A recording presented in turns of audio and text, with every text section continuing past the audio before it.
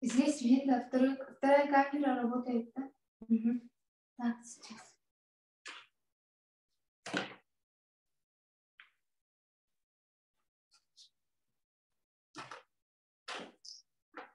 Всем привет! Сегодня 19 февраля.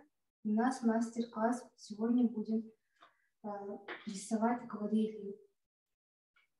Для этого нам необходимо обязательно такой материал, как бумага для акварели.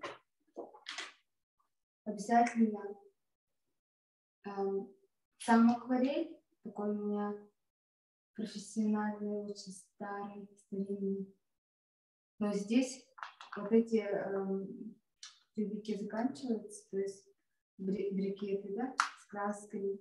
Каждый раз нужно скупать новые. Не сам вот этот полностью набор, да, а просто вот эти брикеты отдельно продаются.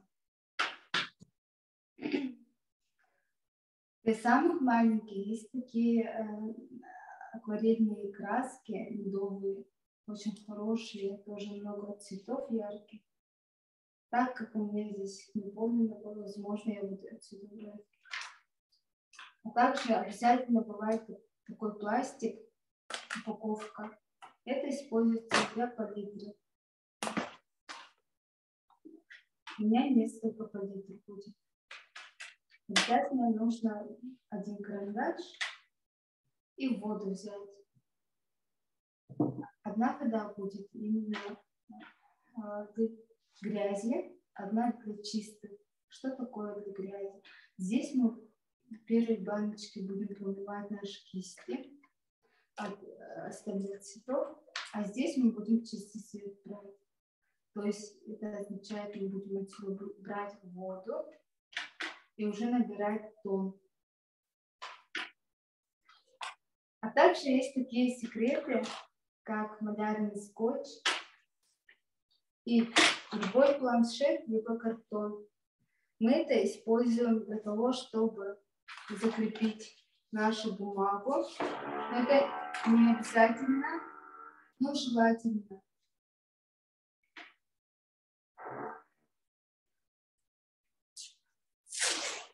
Я буду закреплять.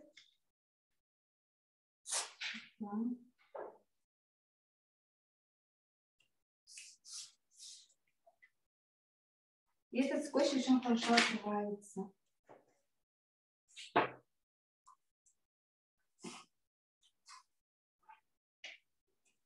Это делается для того, чтобы наша бумага не теряла форму. Да? Если бумага потеряет форму, при высыхании начнет обратно стягиваться, то есть выпрямляться. Малярный скотч продается в хозмаркете, либо в среднем рынке, или в магазине.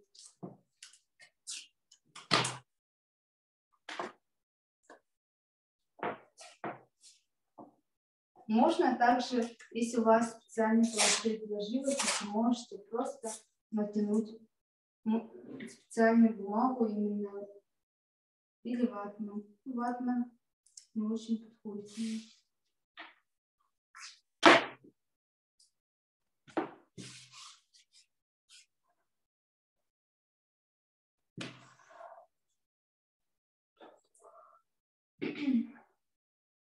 Вот мы подготовили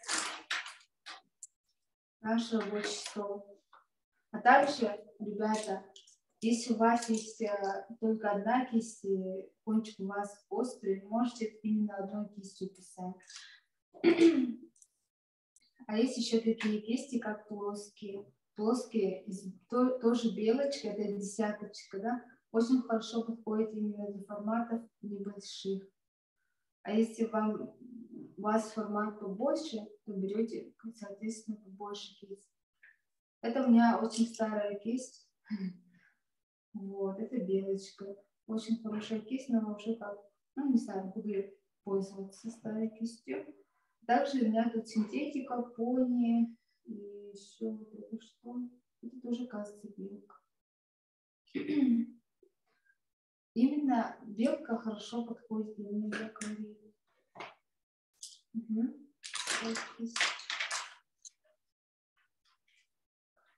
И одна кисть будет у меня убирать воду. То есть буду стараться держать одну кисть более сухим. Да? А также, если у вас только одна кисть, можете эту кисть промывать и каждый раз сушить. Здесь еще нужно подготовить любую тряпочку. И подготовьте, пожалуйста, вот такие обычные листы А4. Это у нас канцелярская бумага. Берем одну бумагу. Я бы хотела сейчас немножко вас потренировать. Сперва берите самую простую канцелярскую бумагу.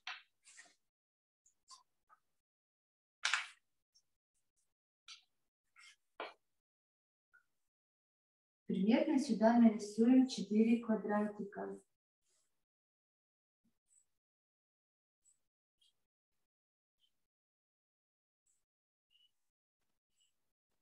Вот таких 4 квадратика.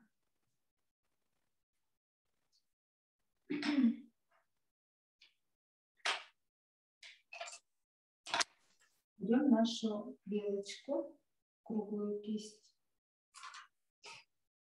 Макаем слегка в воду. Вам видно, да, как я это делаю? Так видно.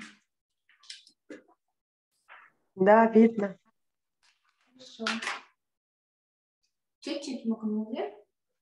Здесь у вас в палитре, у кого, наверное, обычный вот такой набор, да, значит, вы берете просто такой синий цвет без фиолетового. То есть это ультрамарин у нас будет. Либо кобальт синий, да. У вас может быть кобальт синий, либо ультрамарин. И, конечно, вообще акварель нужно держать в чистоте, говорят, да. Если у вас вот именно такая старая, бывает такая высушенная старая акварель, то изначально немножко берете вот так. Подготовили еще одну бумагу, для это черновик наш будет.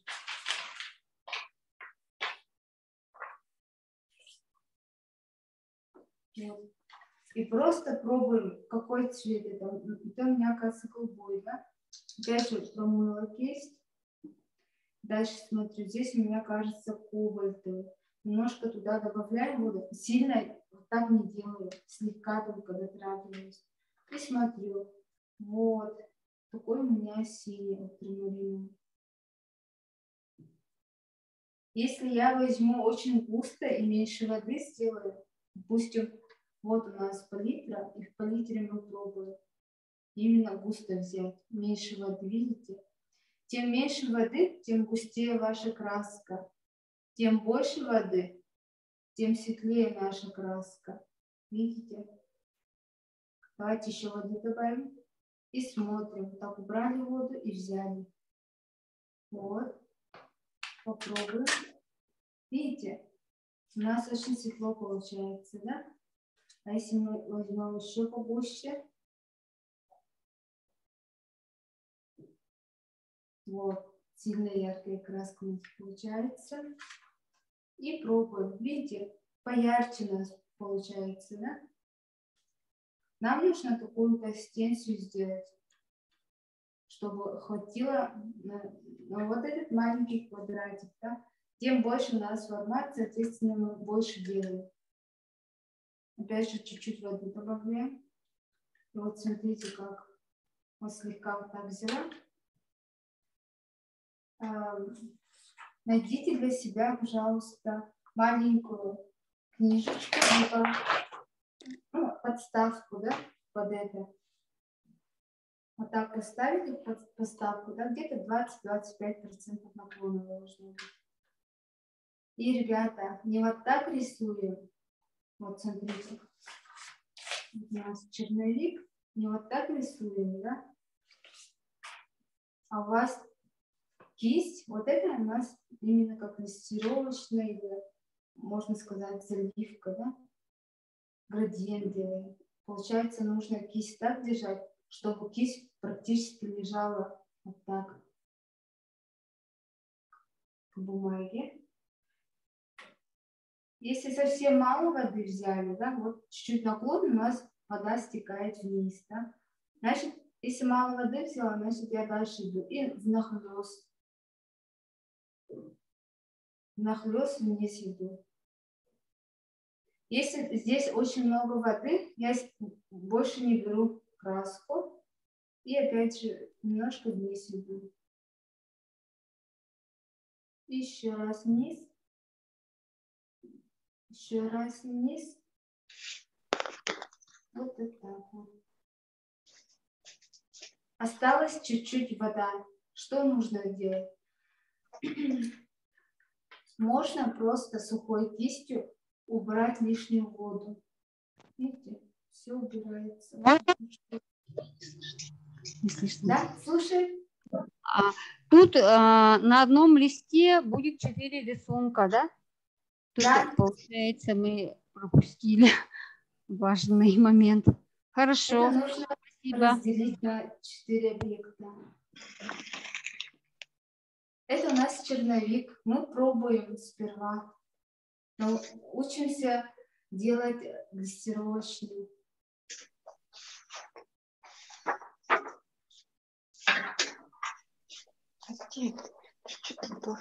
Так, теперь, если сильно у нас светлит, ребята, то нам нужно немножко еще больше набрать красок, если нам недостаточно вот именно яркости, да? Я взяла вот так, чуть-чуть держу под наклоном, где-то 20% или даже выше. Можете попробовать по-разному. Так, чуть-чуть еще воду возьму. И таким образом мы делаем поярче, если нам хочется сделать поярче.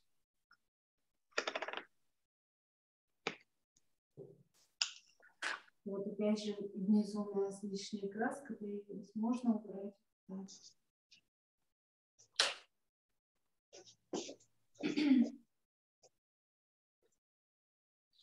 Так, здесь же я вдруг, это у меня второй черновик, хочу немножко показать, как можно сделать градиент. Это у нас просто заливка получилась, да? Градиент это означает либо от темного к светлому, либо от светлого к темному, да?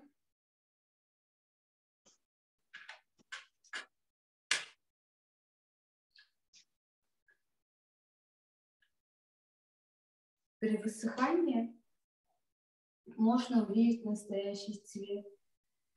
Вот, видно, как у нас до этого было положено, да? Давайте попробуем сделать градиент.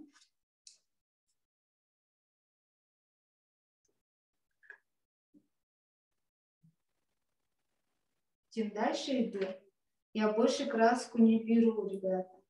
Надо немножко...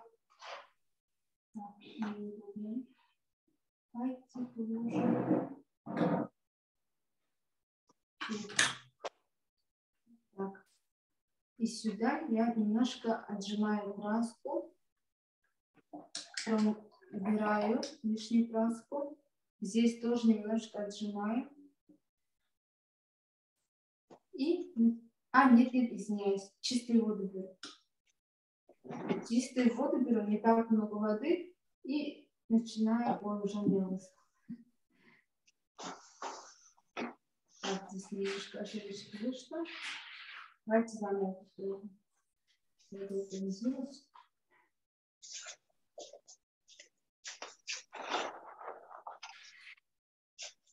Вот краску положили. И просто чистой водой вниз иду. И уже осветляем.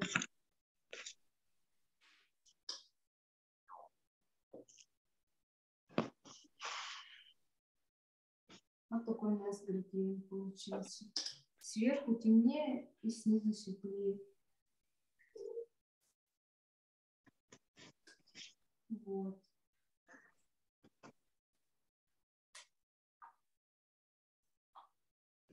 Получается у вас?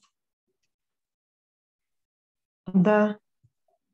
Молодцы. Так, далее.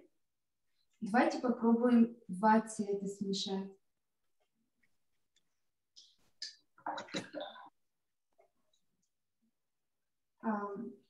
Попробуем взять желтый и синий, да? Такой светлый желтый у нас. Отдельно желтый цвет отдельно делаем.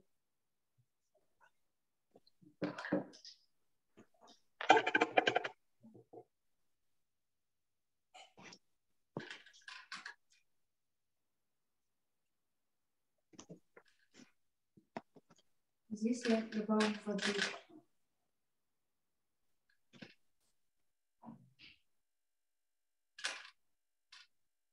Вот такой у нас желтый. Тоже желтый можете проверить на цвет. Очень светлый, такой яркий, да?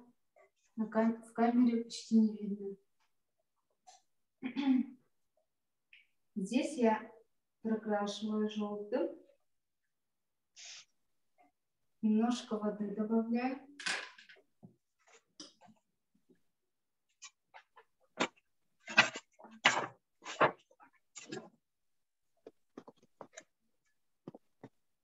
И убираю лишнюю краску. Чтобы все это очень быстро делать, можете использовать домашний фен и продуть. Тогда сушится очень у нас быстро и очень легко. Можно уже наносить другой слой.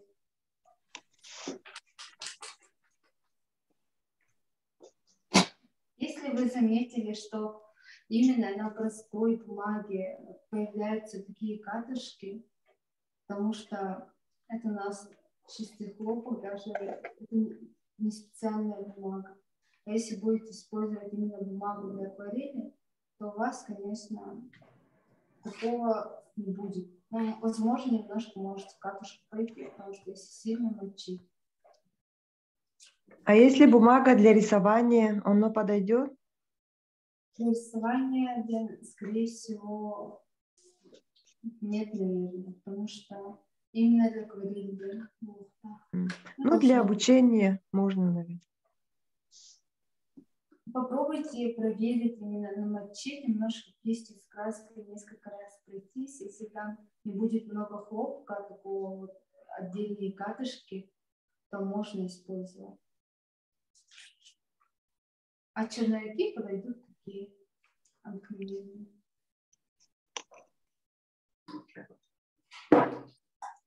Так, вот этот цвет, который мы брали, мы кисть промыли, да, чтобы не смешивался. И возьмем тот же синий, который брали, такой небесный цвет, ультрамариновый. Я чуть-чуть переворачиваю бумагу и начинаю с этой стороны. Если вы очень мало красок взяли, то надо обязательно, опять же, быстро пройтись, чтобы у вас не было границ. Здесь снизу я уже буду воду использовать, она уже высыхает. И снизу у меня совсем мало красок.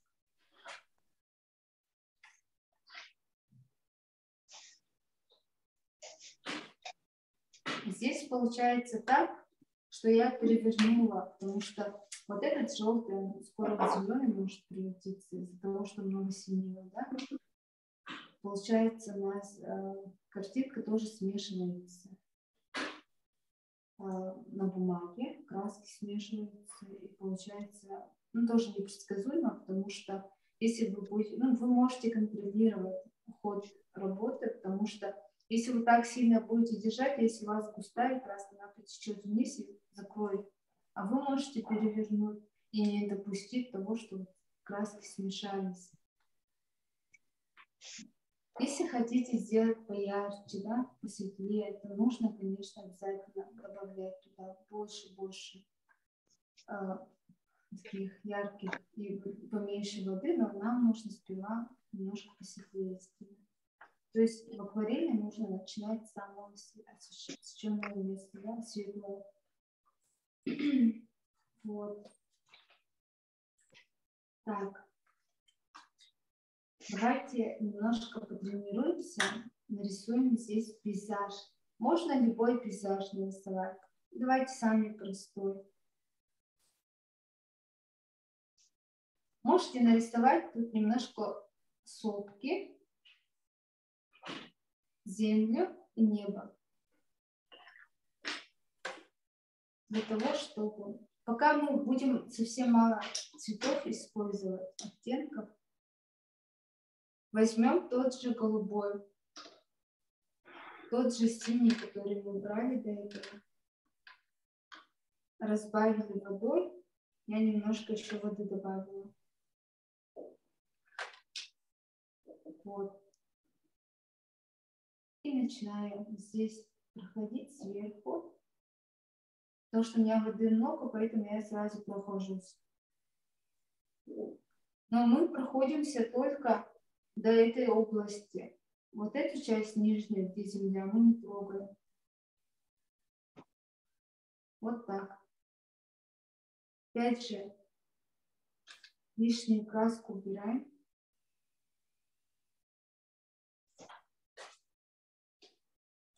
Вот убрали.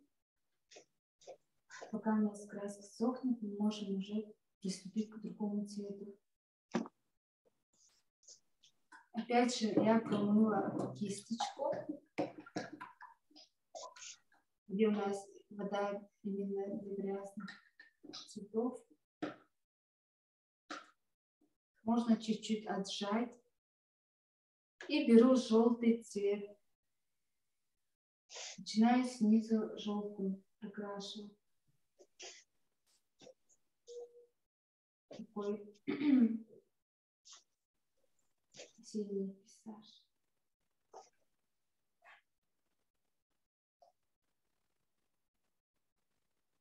Можно убирать лишнюю краску снизу, а можно оставить.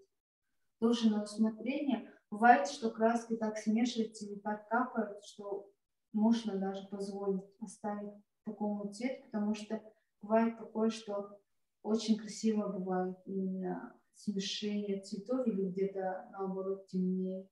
Поэтому тоже, если нравится, можно вставлять. Далее.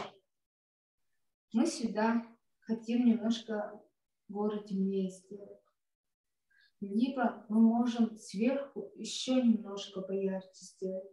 Что мы тогда делаем? Давайте немножко небо еще темнее сделаем. Сверху я взяла, немножко затемнила и слегка воду взяла и снизу осветлила. Но это надо быстро делать. Опять же я отжала кисть и убираю лишнюю воду. И тогда здесь видно, что градиент сверху намного темнее, чем снизу.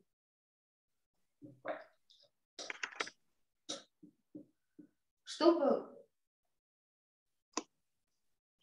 быстрее высушить, я беру фен.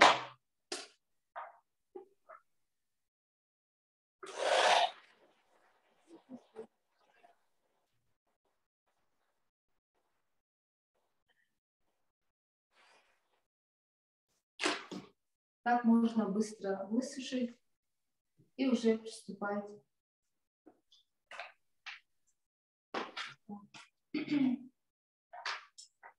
Здесь у нас получается новый цвет. Сейчас возьмем. Может такой синий, темный сделаем, да? Можно цвет индиго сделать.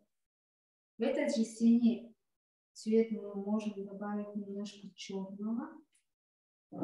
Только слегка добавляем. Помните, что нужно обязательно цвет пробовать в черновике. Положили, посмотрели, да? И немножко берем черного. и получили такой цвет индиго. Видите, какой-то сероватый синий получился. Вот такой цвет нам не нужен. Также именно здесь начинаем горы прорисовывать.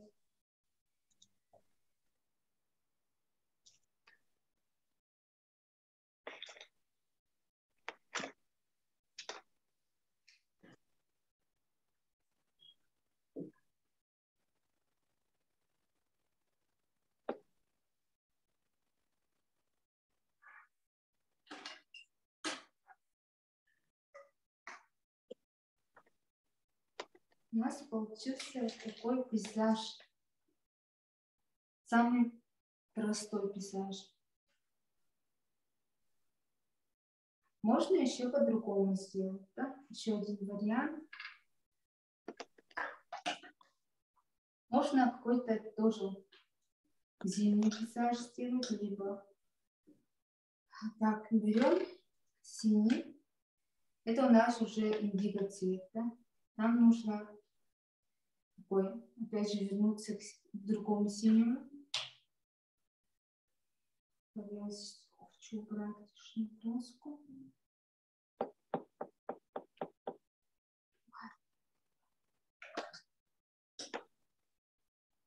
Синий взяла. Это у меня ультрамариновый цвет. Опять же, чуть-чуть добавила туда воду. И также здесь делаем градиент. Держим немножко под наклоном. Можете полностью закрасить.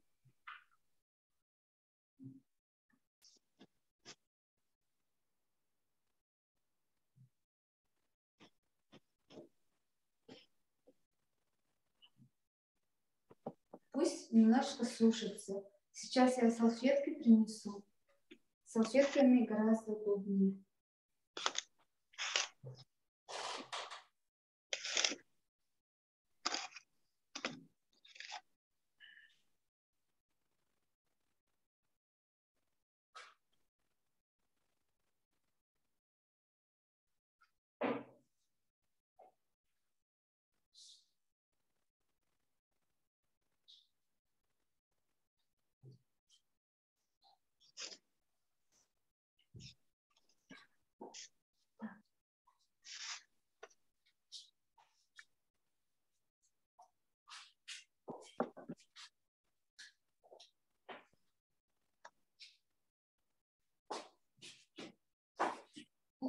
Можно туалетную бумагу брать.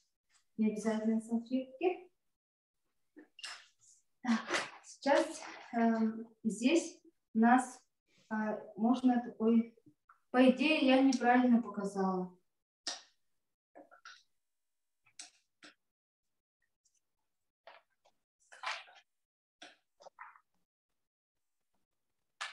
Еще раз этот цвет сделаем. Ультрамарин. Побольше воды берем. Так. Возьмите, пожалуйста, в другую сторону бумаги. Сюда. Можно, конечно, плоской кистью. Очень хорошо градиент у нас получается. Именно плоской кистью. Давайте так. Берем нашу чистую воду. Макаем туда. И просто проходимся водой. Наклон, ребята, у вас должен быть где-то 20%. Это тоже у нас черновик.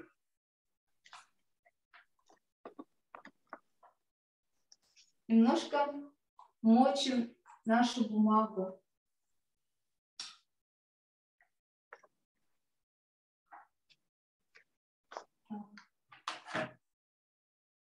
И сюда я беру ультрамариновый цвет. И начинаю прорисовывать.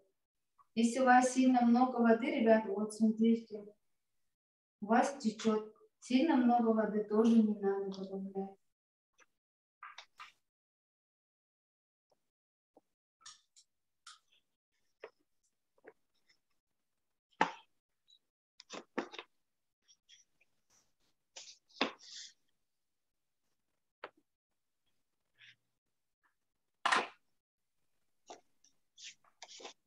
Лишнюю воду убрали.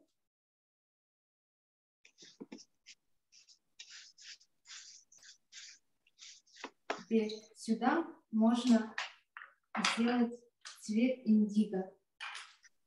Помните, в синий мы добавляли немножко черный и получали цвет индиго. Пока у нас картина мокрая, мы туда именно вот чуть побольше воды возьмем. Вот эту картинку мы не сушим, да? Можем сюда именно пятнами чуть-чуть наклон поменьше сделать. И сюда прорисовать деревья, да? Вот такие мутные деревья. Можно также горы прорисовать. Просто бумага не та, и очень успевает. Вот чуть-чуть правильно сделать. Можно вот так деревья сделать. Это именно деревья в тумане, они должны быть нечеткими. Наклон я слегка убрала, потому что сейчас потечет вниз.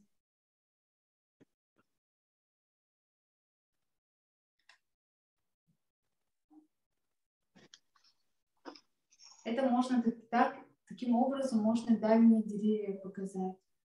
Именно в тумане они как бы расплываются с фона. Это очень хорошая техника именно туман рисовать. Если у вас сильно светлит и вам не нравится, да, то, что именно хочется еще поближе деревья сделать, тогда уже меньше воды делаем. Также берем наш синий цвет, добавляем немножко черного и можем прорисовать дерево поближе. Задние деревья будут совсем не видны.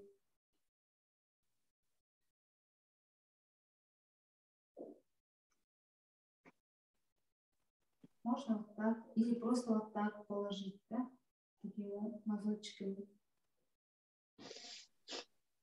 Это деревья у нас в тумане, да.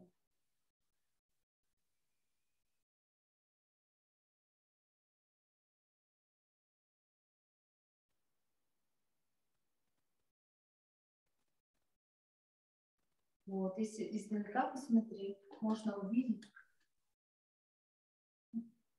вот такие деревья. Издалека, вдали, поближе. Можно еще темнее сделать. Да? Это дальние, это ближние. Попробуйте, ребята. Вот у меня так получилось. Видно? Да, видно. Потому у нас получается бумага, именно это мокрая техника, или как-то так можно назвать, да? То есть задний фон сперва намачиваем наш холст, да, нашу бумагу. Бывает еще холсты на картоне, именно для акварели. Вот. Можно намочить немножко, да, и начать добавлять цвета. И таким образом можно делать зимнюю ночь, там, зимний лес, именно с туманом. Очень хорошая техника. Вот. А также здесь у нас, вот когда даже если вы переворачиваете, у вас вода течет обратно. Тоже это можно как-то еще использовать. Именно такой метод переворачивания. И краска стекается. Если вам нужно, чтобы какие-то другие эти...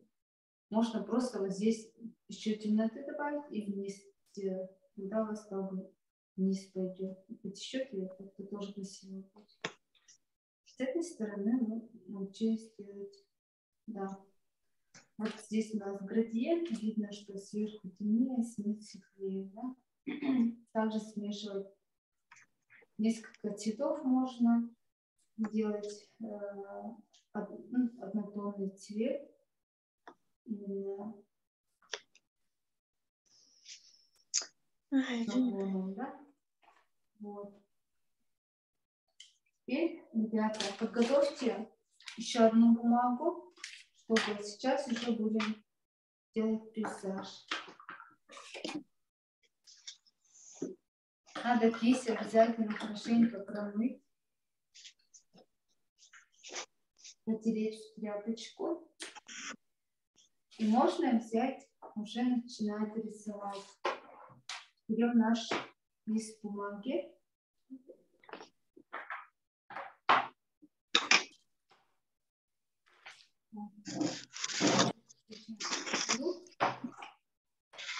Берем карандаш.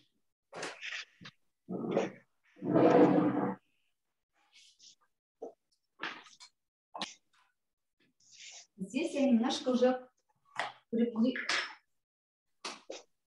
поближе сделаю картинку, чтобы вам видно было.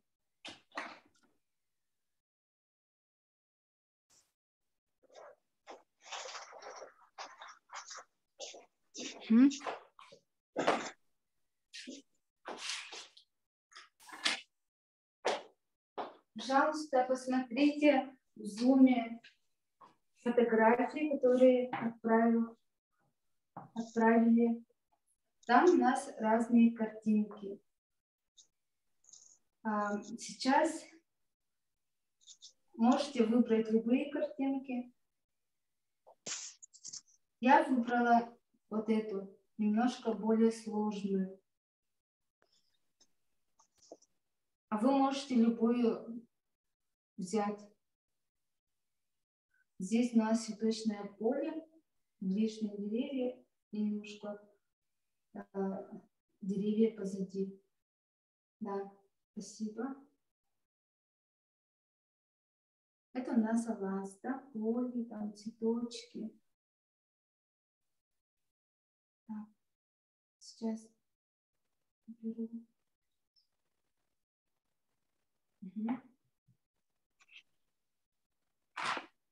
Берем наш карандаш.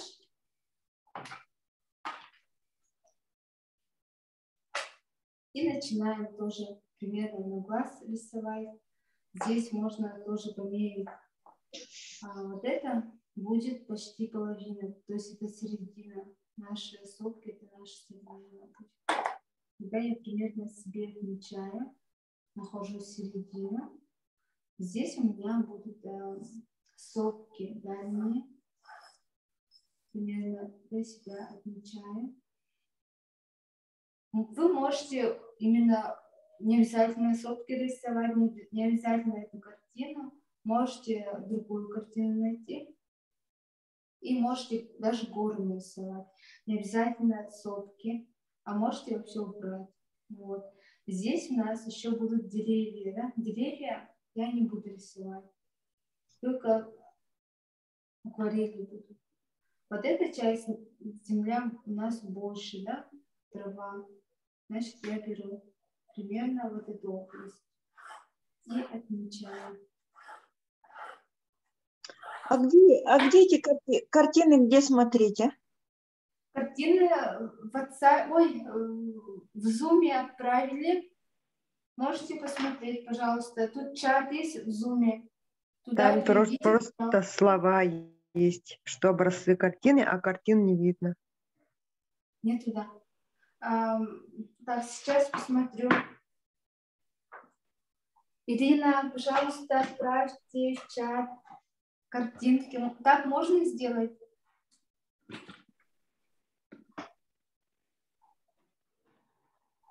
Ну, снимок экрана я сделала.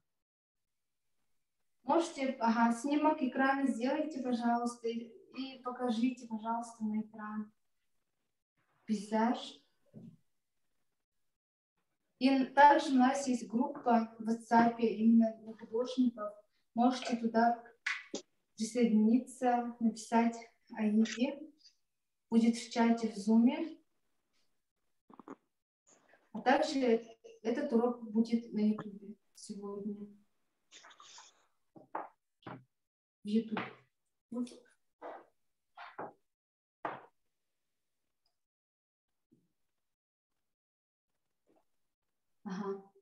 Здесь получается примерно, может, здесь 5 дерева вместе, где лежит, стоит точнее.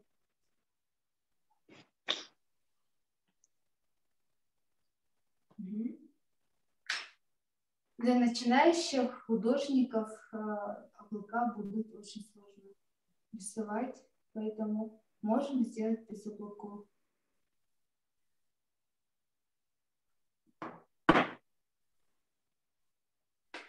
Вашу палитру, которую мы до этого рисовали, можете вытереть, либо промыть можно. Чуть-чуть покапаю. Можно лучше палитру помыть, да?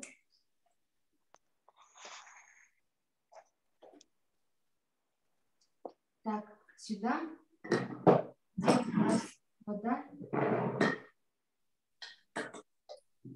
берем немножко чистой воды. Туда мы добавляем наш ультрамарин. Можно слегка, ребята, голубой добавить в ультрамарин и смешать. Этот цвет, ребята, попробуйте посмотреть в черновике. Если сильно темный, сильно яркий, то можете немножко еще воды добавить. Нужно столько краски сделать, чтобы на весь А4 хватила краска.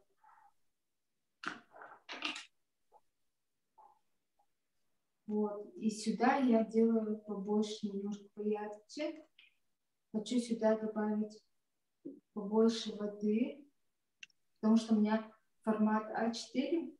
И если я сильно мало красок возьму, тогда у меня это все заново времени не будет, на то, что может высохнуть, да?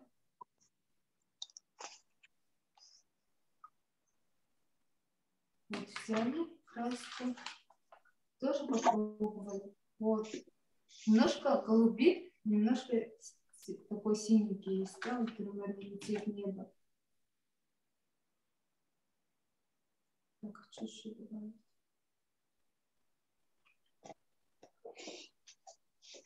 Вот. Тоже у вас, ребята, тоже слегка должен быть чуть-чуть наклон. Так, наклон.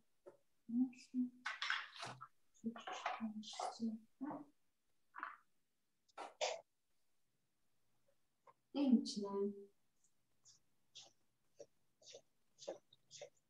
Видите, сильно мало воды взяла, значит, надо чуть-чуть побольше воды взять, да? И внахлёст делаем. Если мало, здесь совсем мало красок, тогда еще чуть-чуть краски беру. И так прохожусь вниз. Еще у меня кисточка немножко мокрая, и внахлёст иду еще. То есть я новую краску пока не беру. Вот сейчас я возьму новую краску.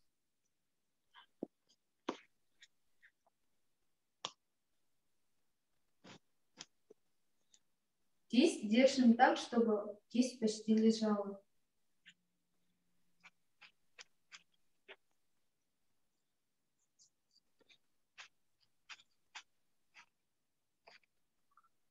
Деревья тоже закрываем.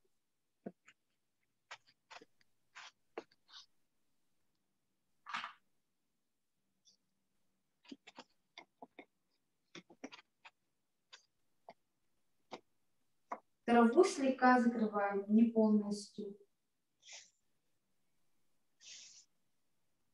На этом я чуть-чуть остановилась. Хочу сверху немножко еще темнее сделать.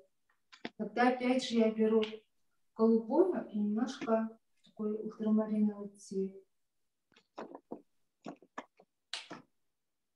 И таким ярким цветом сверху прохожусь. Смотрите, если сильно яркое, добавьте немножко воды. И идем вниз. Здесь уже я воду добавляю. Хочется, чтобы снизу было немножко светлее, да? Пока краска не высохла.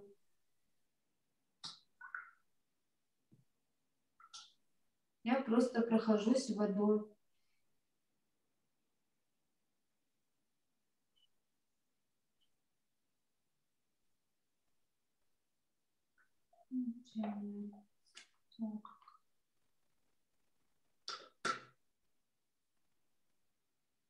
Это, Можно немножко осветлить.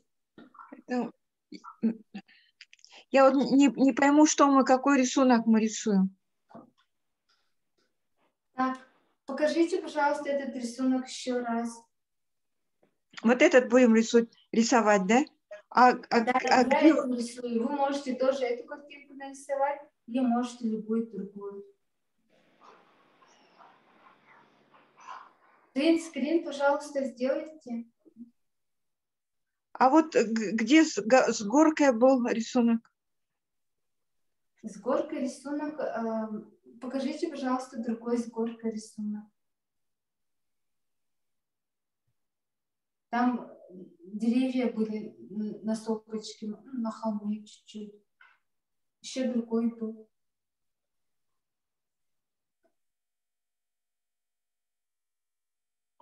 Вот Саина, по-моему, рисует, да?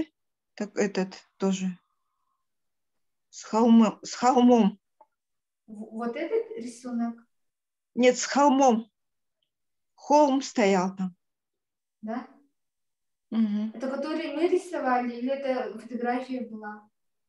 А вот же Саина рисует холм, по-моему.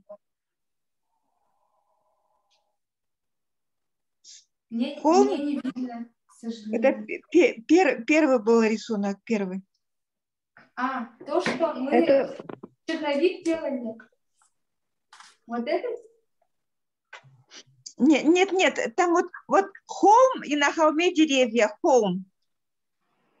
Ну вот, покажите, пожалуйста, на холме деревья. Вот эту картину. Да, вот эту. Покажите.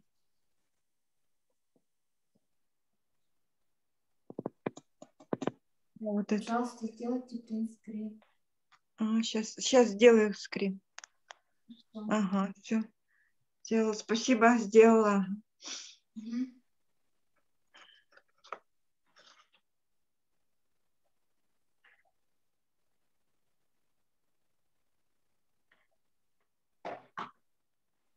Ой, мне рассудит.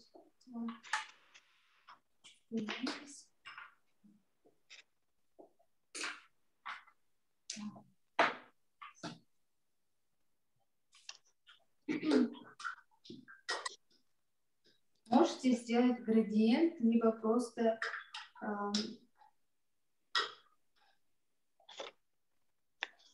сделать один цвет. Поставить этот рисунок.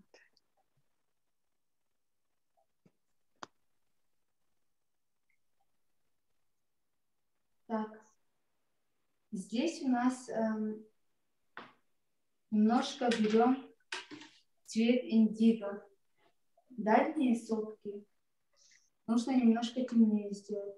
Этот же цвет я хочу добавить черный чуть-чуть слегка.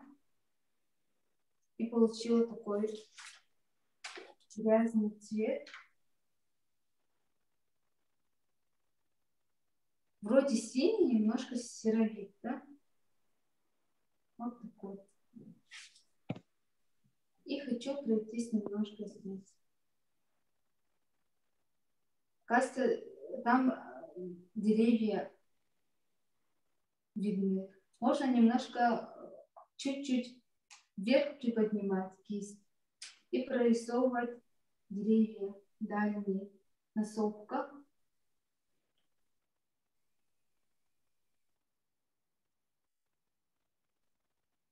Так.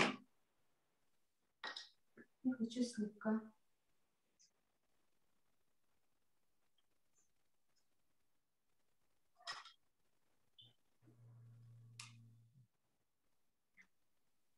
И убрала лишнюю краску сухой кистью.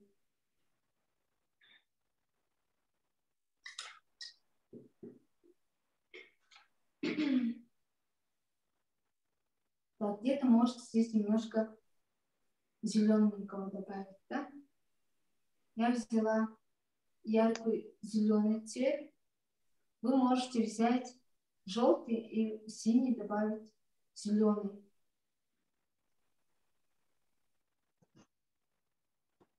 Где-то здесь немножко виден холм. Я слегка добавляю зеленый. Это вдали у нас, да?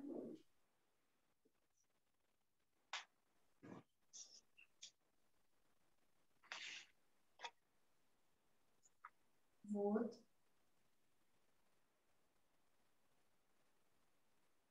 Можно немножко подсушить.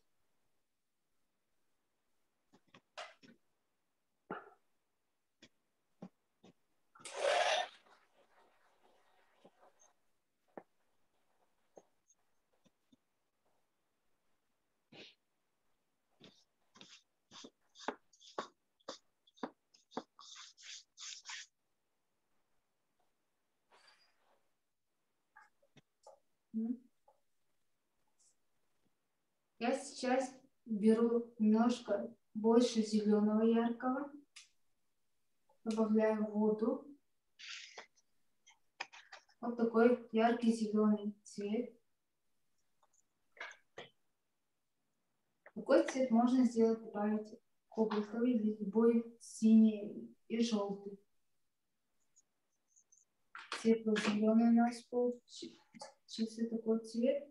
И можем слегка местами вот такие деревья сделать. Видите, у меня кисть не сухая, немножко мокрая, да? И просто пятнами я ложу вот так.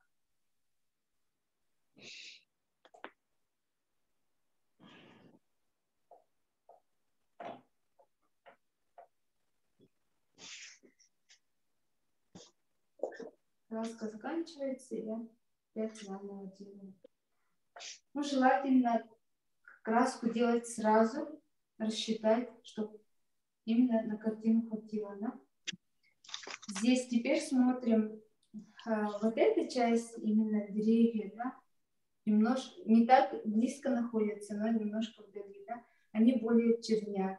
Значит, опять же, я в этот синий добавляю черный и получаю цвет, опять же, индиго.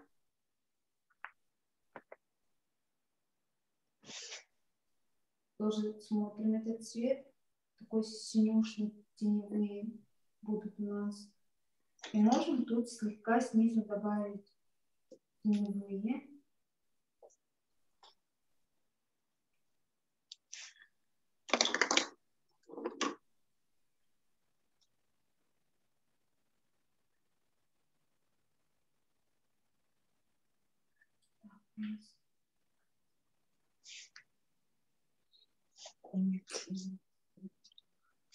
Так, а где?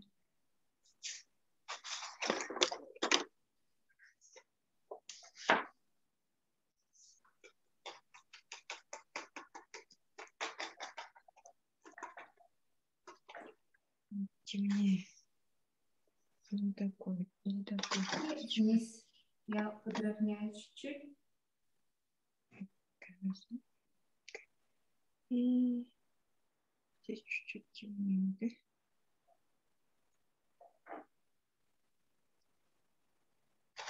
Лишнюю воду можно убрать, но это не обязательно, да? Можно оставить. Немножко деревья, придаем форму нашим деревьям. Сильно много воды тоже не делать.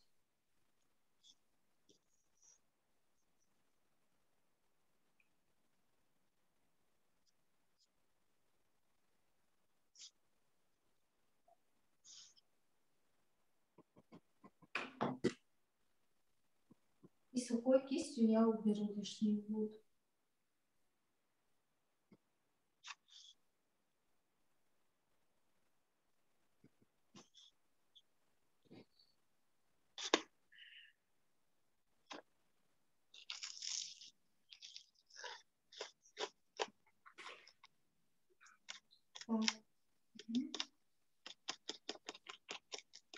Да, у нас еще получается в этой области у нас яркие светлые деревья. Да?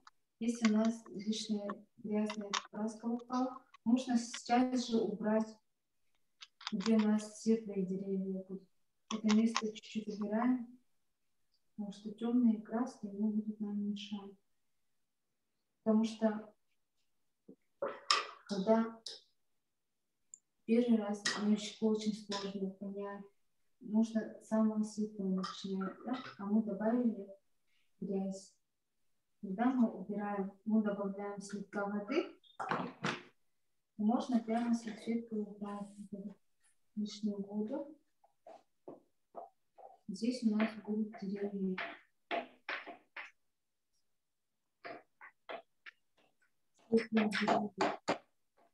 Таким образом можно ошибки себе убрать. Но, конечно, все равно слегка грязь остается.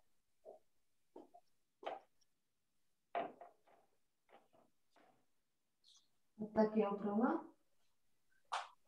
Угу.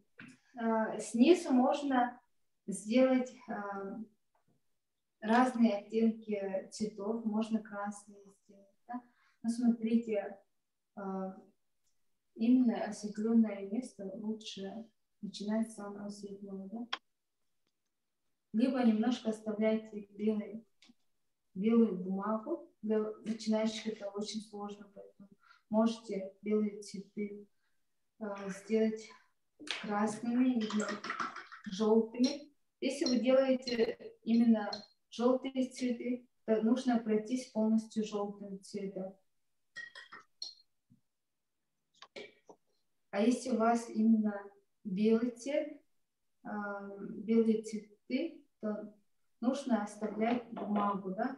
Но это не очень тоже будет сложно именно для мелких, да? А вот именно вот эта белая краска, я даже не знаю, белой краской я никогда не пользовалась. Есть такие ручки специальные, именно с белой краской. Можно именно после акварели пройтись именно такой гелевой ручкой или маркером белым. Можно именно так прорисовывать. Там не только белые разные цвета есть, прорисовывать цветочки, потому что очень сложно будет сейчас сделать белые цветы. Вот так убираете старую краску с палитры, с краски, да? Можно всегда очищать, потому что всегда бывает, что краски очень грязные, ну, после работы грязные становятся и смешиваются, да? И вот так немножко касаемся, убираем грязь. Вот такие такой белый цвет, конечно, чисто белый не будет. Можно посмотреть на черновике, взяли белую краску и положили, да? Видно, что белый цвет белым не становится, да? Это даже такой сероватый цвет у нас будет. Или можно, если у вас белая краска есть, можете так добавлять.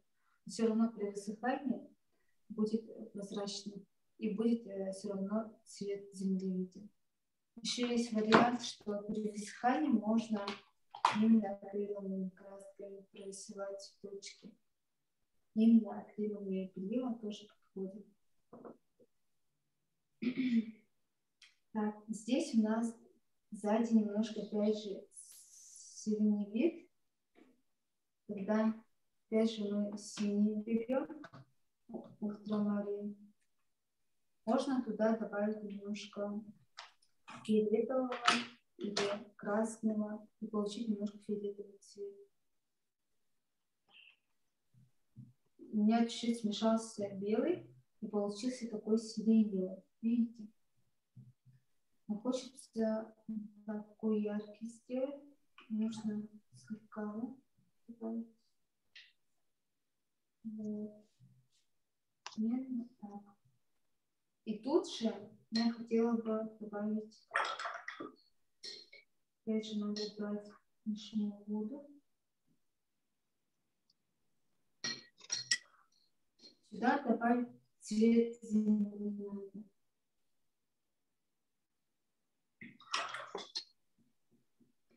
Там немножко краснеет, да, и такой охристый цвет появляется.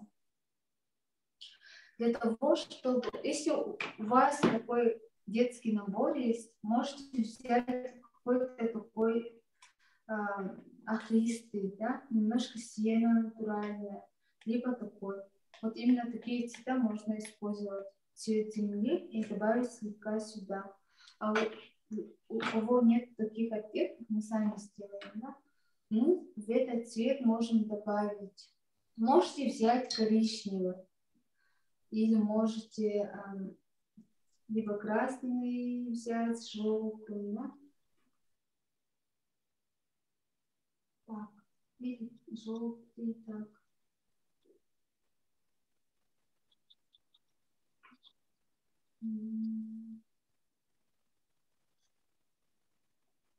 Вот такой грязный цвет земли у нас получился. Я добавила немножко красный и синий, да? Или можно еще слегка желтого добавить, посветлее сделать. Тоже пробуйте, как выглядит на бумажке. Обязательно надо проверить. Да. Лучше еще немножко желтого добавить. Да, будет светлее. И воды. Бывает, что прямо капает наш рисунок. Можно немножко мокрой кистью убрать лишнюю краску. Капает. Взяли цвет земли и проходимся здесь. Здесь у нас сильно такой, видите, переход получился, да, резкий. Чтобы этого перехода не было, берем другую кисть. Немножко кисть должна быть мокрой, да, и немножко сверху пройтись слегка. Тогда у нас потом берем кисть сухую, тоже сверху проходимся и убираем лишнюю краску. Та краска, которая под другой краской лежала, все равно видна. То есть мы начинаем послойно рисовать, да? Когда краска сушится, можно еще туда добавить другую краску. Можно сделать темнее, можно сделать поярче.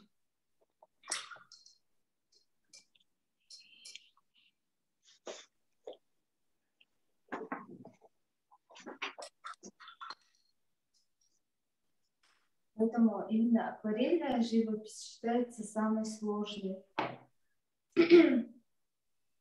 Вообще самая легкая техника – это техника мастихином, именно масляными красками.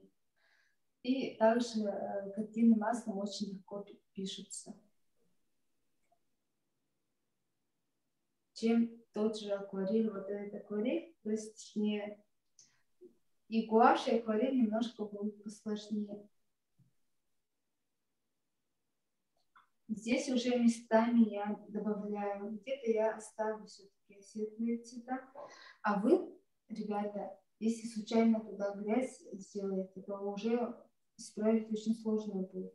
Поэтому какой цвет вы красный выбрали, значит положите очень тонко красный или желтые оттенки, именно для цветов.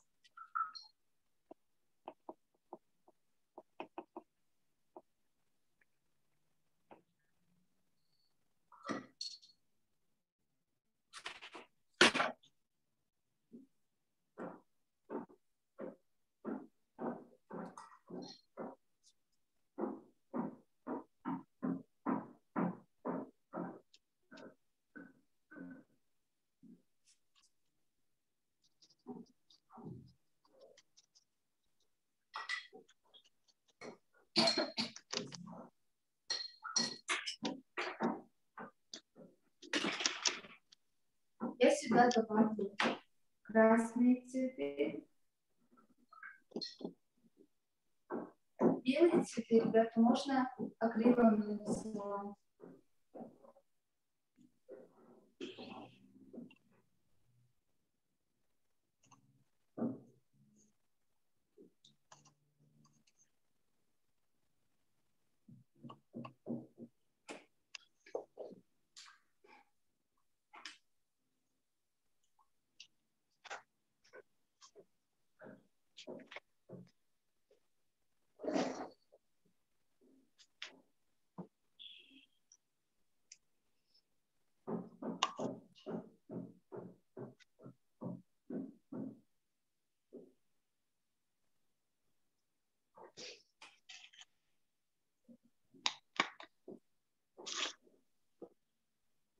Вот такими пятнами. Сюда можно с другой стороны желтые цветы добавить.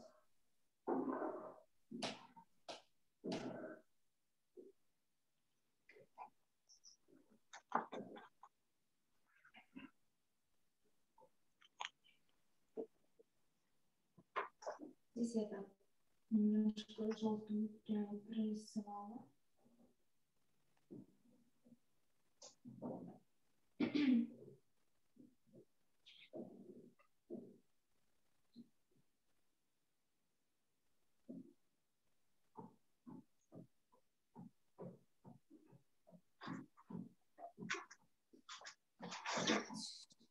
Это просто сделаем стрелку.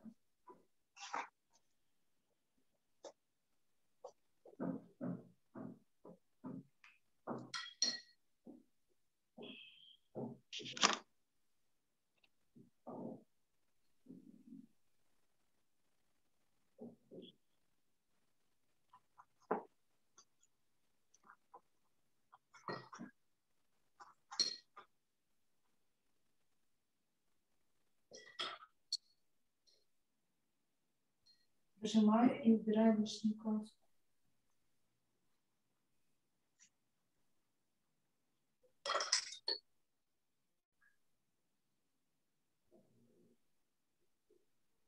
На желтом можно очень легко сделать зеленый.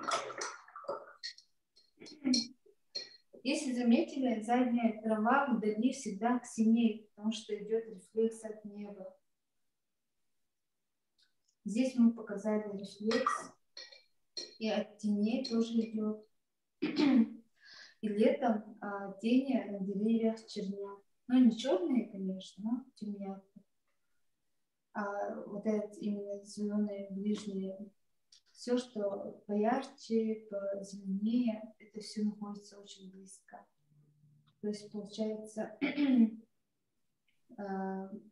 вот эти яркие ближние деревья мы будем рисовать очень ярко, именно будем использовать ярко-зеленый. А здесь цветочки можно потом нарисовать. Можно еще немножко потемнее сделать в этой области, но не забываем, что именно сперва в акварели нужно именно осветленные места рисовать. Это именно вот эти самые яркие. Да? Также можно не обязательно делать градиент там, или там дрессировочный рисовать. Да? Можно даже пятнами рисовать, но не ждать, чтобы краска именно высохла. Да? Я сейчас воду поменяю, потому что у меня вода такая белесая стала. Пока краска подсыхает.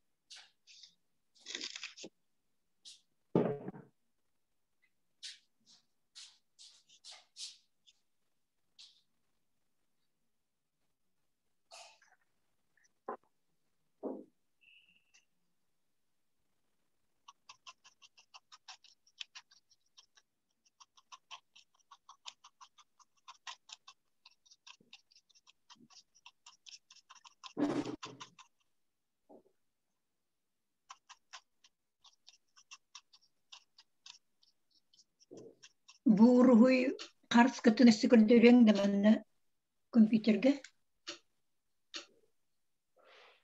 скриншотланулары.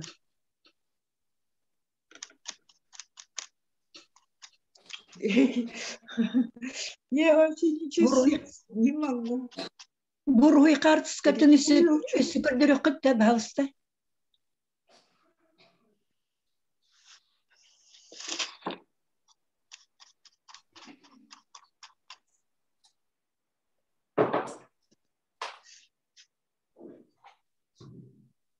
Фотку можно, да, вот этого рисунка. Фотку. Так, вы мне показываете Моего рисунка? вашу- Ага. Да, фотку, вот который мы рисуем-то. Я вообще уже давно потеряла это. Так, сейчас я посмотрю на другом телефоне. Мне не видно. Покажите, пожалуйста. Вот эти рисуем, вот-то. Угу. Вот это рисуем, ага. Еще раз подождите-ка.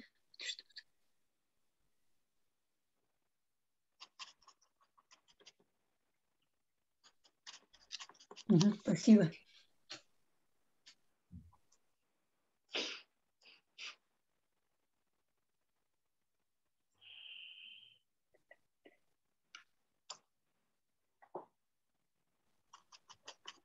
Ой, отключилась, да? Меня слышно? Слышно? Слышно, слышно. Ага, хорошо.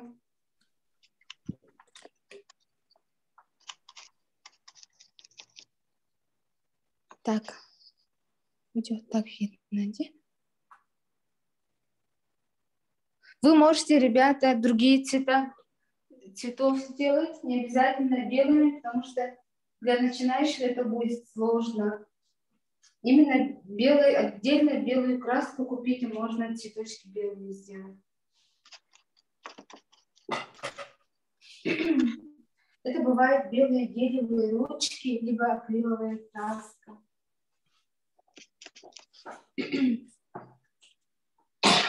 Извиняюсь. Так, давайте мы сейчас сделаем наши яркие зеленые деревья, кусты. Обязательно надо очень хорошо промыть кисточку нашу. Я возьму другую чистую палитру. А вы можете просто промыть и поменять воду. Здесь, ребята, если у вас такая похожая палитра красок, да, можете взять, если у вас темный зеленый можете добавить желтый. Тогда у вас ярко-зеленый будет.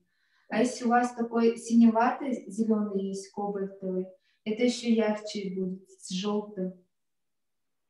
А если у вас совсем такой яркий зеленый есть, такой светло-зеленый, да, можете использовать этот цвет. А если совсем зеленого нет, то берете желтый и синий смешиваете. Желтого должно быть больше.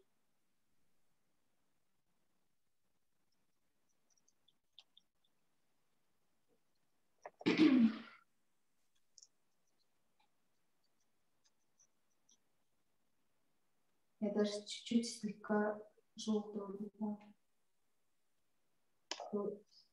Зеленый какой-то неестественный. Конечно, можно сперва даже желтый положить, а потом зеленый. Опять же пробую зеленый какой у нас.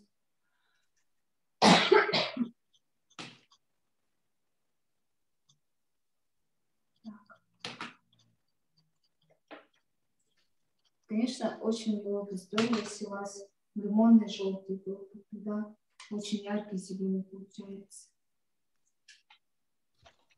Я этот цвет ложу сюда хаотично. Где-то у меня густо положился, да? Немножко шелуд добавлю. Вниз туда. Видите, ребята, то, что у нас цвет позади был, он немножко мешает, да? Немножко добавляет грязь. Поэтому лучше с самых светлых цветов начинать. Но иногда бывает, что задние цвета не только мешают, а наоборот помогают, да?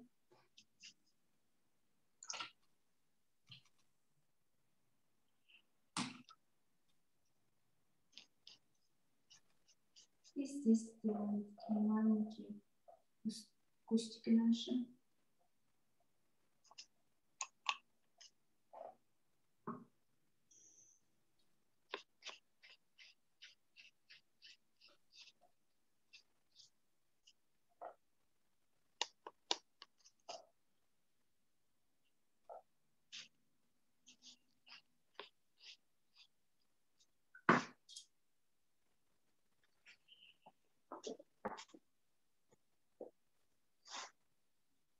Если у вас краска быстро заканчивается, тогда делайте, пожалуйста, побольше красок.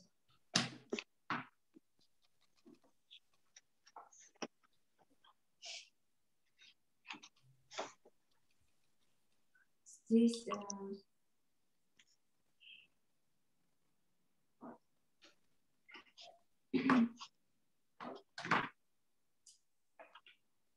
конечно, самое легкое дерево, вот такое рисовать, легче всего.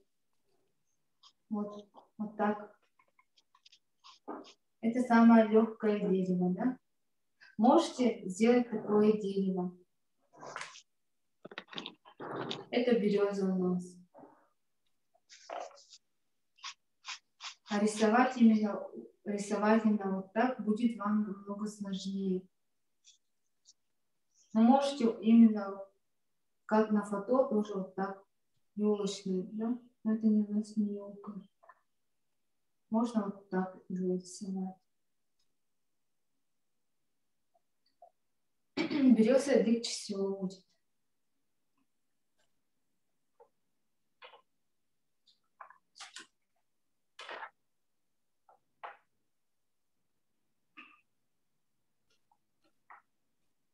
Или можете елку нарисовать.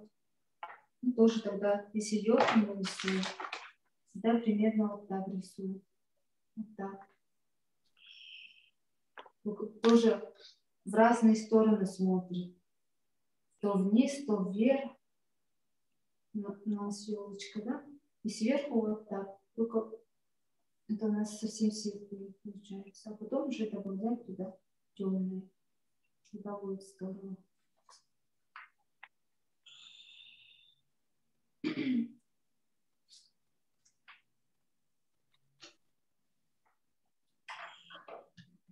Конечно, по идее не нужно ждать, чтобы все это высохло. Нужно добавлять уже другие цвета. Давайте так сделаем. У нас сейчас высохнет и будет сильно вниз.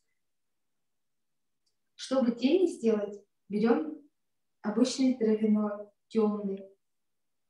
Если ваш травяной слишком светлый, то можете туда синий добавить.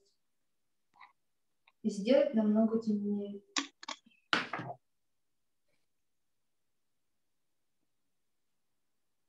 И добавить тут немножко теневые, не полностью, а только местами.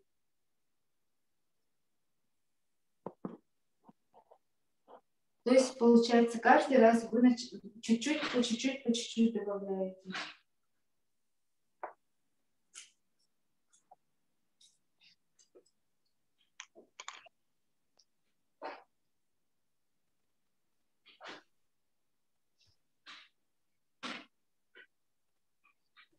Лишнюю краску тоже можно убрать. Где-то немножко все равно светлит. Вот эту часть надо убрать, где светлит, чтобы был какой-то объем.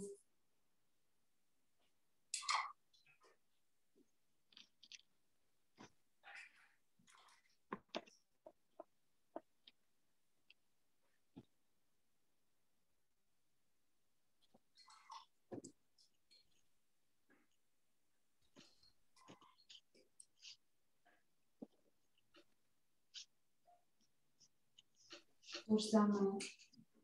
Начинаем темнеть.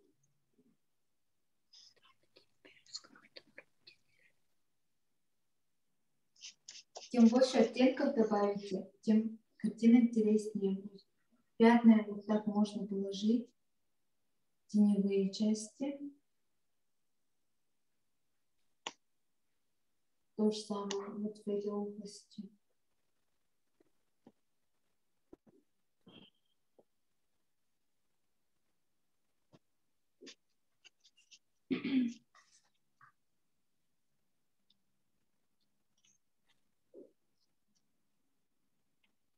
Так. Если сильно много воды, ребята, убирайте воду.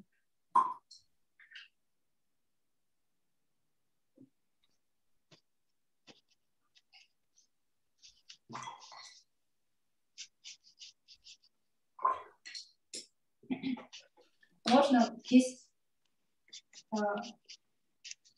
выжимать либо вот так, тряпочкой или салфеткой.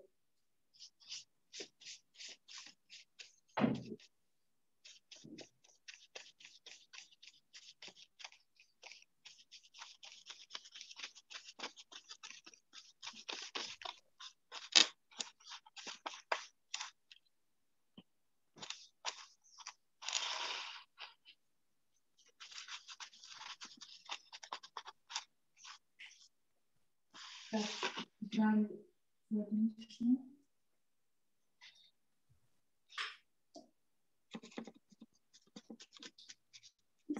И продолжаем наши деревья, кусты затемнять пятнами. Здесь у нас уже дерево растет. Здесь немножко чуть-чуть сильнее затемнить.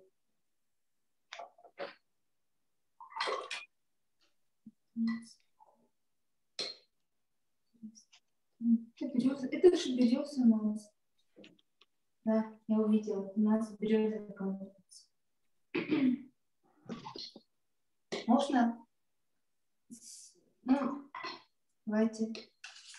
Как мы фотографируем?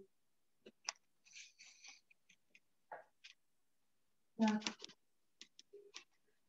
Слегка я такие линии провожу. Где-то слегка большие пятна вставляем. Можно еще свисающие веточки сделать. Очень красиво. Можете, ребята, передвигать. Не обязательно должно быть где-то с краю. Да? Можете немножко скомпоновать. То тоже на глаз смотрите. Если сильно в край идет, надо немножко передвинуть.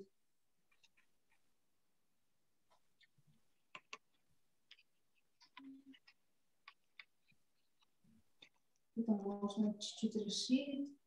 Это вот свисающие листочки сделаем.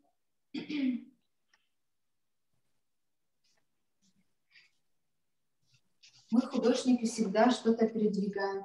Если видим, даже у нас может быть совсем немножко по-другому, чем сантуры, да?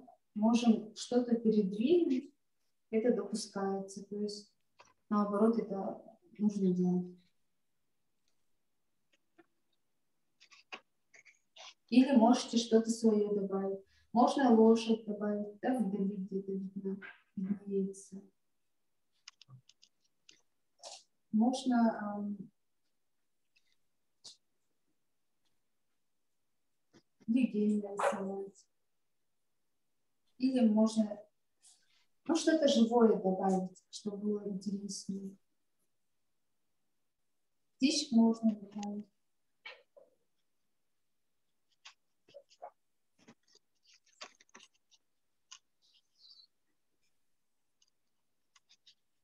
И начинаем затемнять. У меня здесь немножко идет кобальт.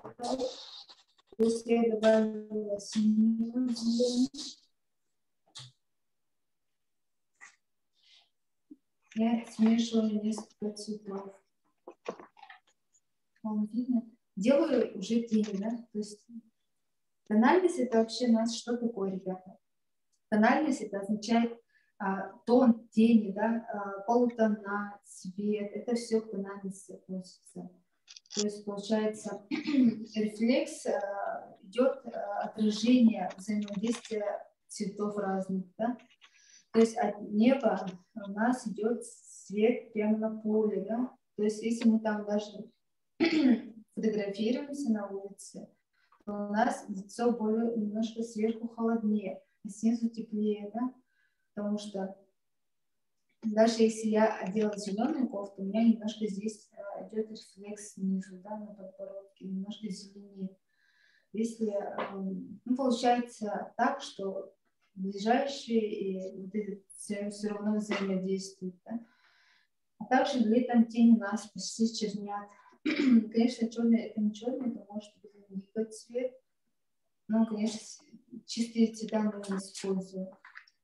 То есть собственная тень – это тень, может быть, именно на дереве, да, или на каком-то предмете. А есть еще падающая тень, да? То есть если мы снег увидим, ребята, то мы видим, допустим, снег у нас вообще ассоциируется с каким цветом? С белым, да? А если мы посмотрим в снег, он совсем не белый, да? Получается, там есть тени, можно увидеть очень много сиреневых цветов, оттенков, да? Таких ультрамариновых, да? То есть несколько цветов можно увидеть. Это гроблак красный, да? Ультрамарин. Все это вместе смешавшись, получается такой, как сиреневый, да? Это теневые. А еще немножко где-то немножко голубит. Все это отражается, это тоже рефлексии, эти тени, да? Вот, зимой тени именно сиреневят. А летом, ну, это снег у нас, да, получается. А летом, конечно, у нас солнце идет сверху, а деревья у нас очень пустые, и снега нет, какой-то чернявенький день получается. И также дальние наши поля, там, аласы, вот эти травы дальние, они немножко сиреневят и уходят вдаль. То есть это получается вот дальние сопки, там, дальние деревья, они немножко нечеткими становятся. То есть то, что ближе, у нас четче. То, что ближе, у нас будет ярче. А то, что вдали, они как бы такой воздушный, называется. Как вспомню, скажу, это такая воздушная перспектива получается. И все идет в такой, не туман, а как сказать. Ну, не четко будет, да? Вот. Тоже местами затемняю.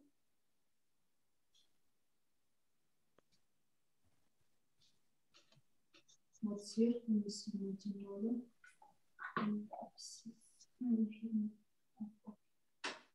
Слишком много. Я чуть-чуть разбавлю. Видите, сильно темнит, да? Надо разбавить. Делать несколько слоев.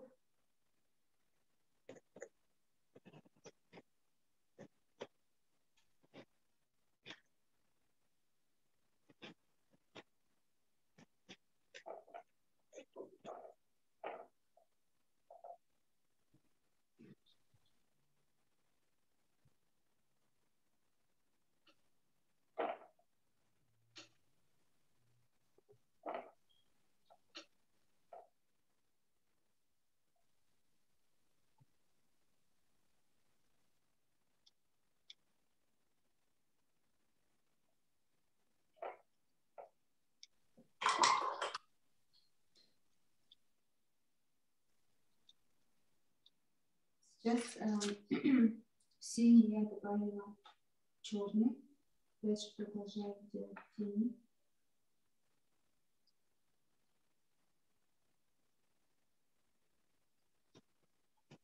Конечно, если вы дрессировочно рисуете, у вас должно быть много воды.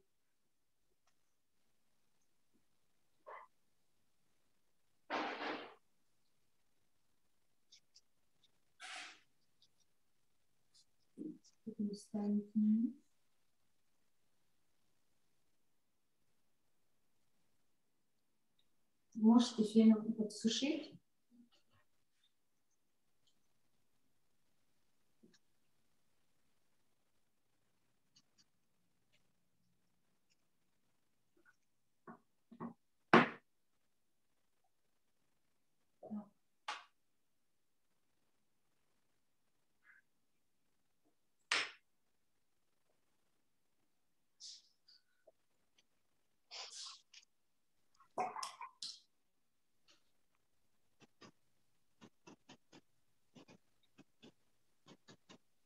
В следующую субботу, ребята, у нас будет картина маслом.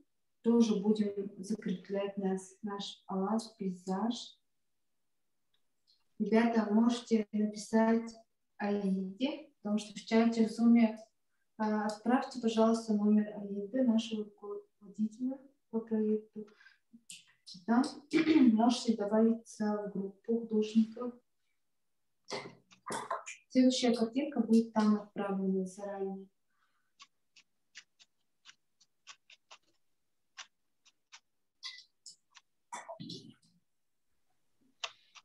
Также идет сейчас конкурс, по-моему, в феврале заканчивается, да? Сейчас точно скажу. Конкурс селфи нужно обязательно. Можете якутскую национальную одежду вашу взять, и можете даже просто бастыгами рисовать, или что-то добавить, или что-то из украшений своих добавить, и сфотографироваться, и отправить на конкурс. Там отличный сертификат, по-моему, отличные призы. И отправляйте, пожалуйста, в Инстаграм наш директ Аланхо, нижняя черточка, добрый ключи, или можете Аланхо добрый ключи в поисковике написать, и вас найдет. Так. Здесь очень много участников. Вот. Вы тоже обязательно участвуете. Вот как отправляют, какие классные фотографии отправляют наши участники. Вот. Так, здесь информация была. Вообще информация, ребята, в Инстаграме есть, можете посмотреть. Также будет ссылка в чате на наш Инстаграм. Вот. Селфи в костюм в стиле Аланхо. То есть можно, если у вас нет костюма, там, шлема богатыря, можете посмотреть наши уроки предыдущие. Мы там делали и монстры делали, да, и Сабанны, и Ярмако делали, да, и шлем. Вот. Можете тоже сами нарисовать и отправить, и сфотографироваться. Угу.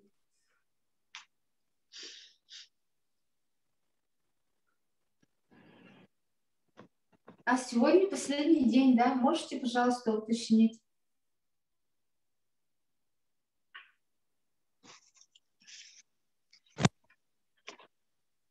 Да, сегодня последний день, принимаем фотографии для селфи в стиле Аланхо.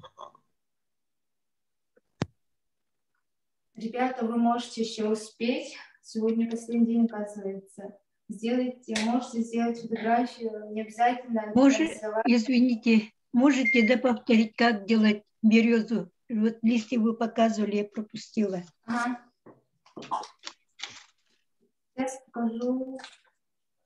Ребята, берете обязательно сперва светлые части рисуем, осветленные, да?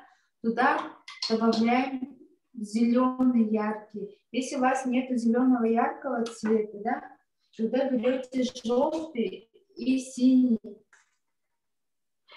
Вот желтый взяли, ой, зеленый. Я сюда даже этот зеленый, мне немножко темноватый, да? Я сюда добавлю желтый. У меня лимонный желтый, да, такой яркий. А у вас может быть цвет немножко просто светло-желтый, да? Лимонный и светло-желтый, они отличаются. Лимонный желтый, он холодный. А светло-желтый, светлый, он более желтый, да, теплый. Вот. И начинаем сюда прорисовывать. Сейчас я фотографию найду. Угу. Можно два варианта березы сделать. Попроще. Попроще это когда мы... Попроще у нас будет так. Если я вам скажу. Проще это когда именно вот такими пятнами, да, то есть свисающиеся листья будут вот такими движениями, это проще всего сделать. Вот такие лепесточки сделать можно.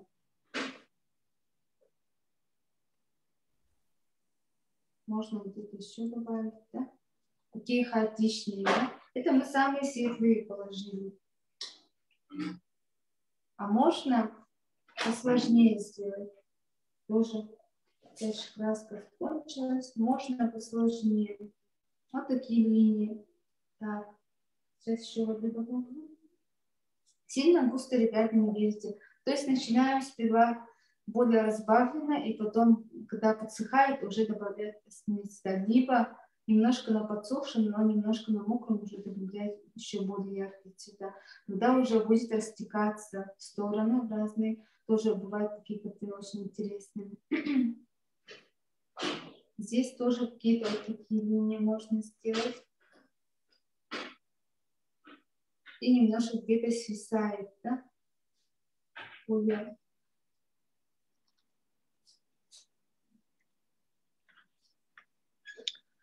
Но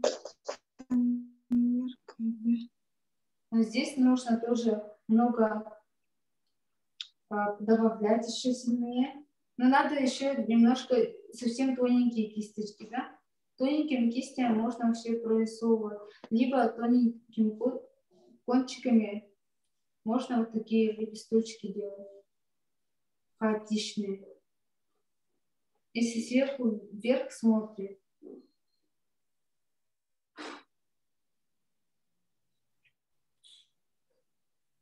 тоже я лепесточки отдельно показываю.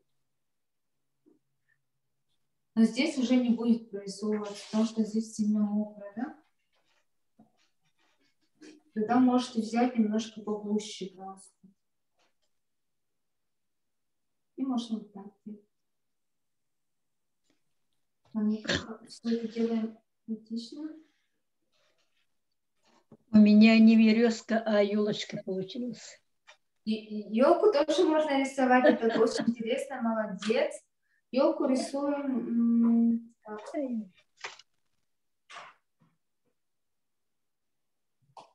Ну, спасибо.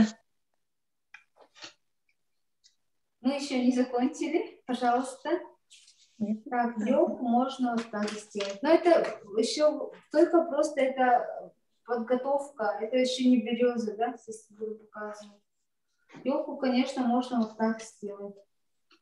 А сверху можно вот так поставить. Именно линия, вот так, смотрите. Кисточку можете, вот не видно, да? Извиняюсь. Вот так держать. И вот такими линиями можно прорисовывать елочку. Тоже хаотично. Вот такая у нас елочка получается.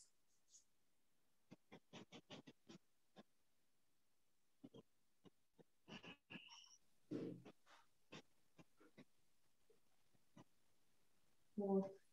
Потом, пока у меня картина подсохнет чуть-чуть, кстати, еще буду затемнять, да, наши елочки, наши деревья. Вот давайте начнем затемнять. Так.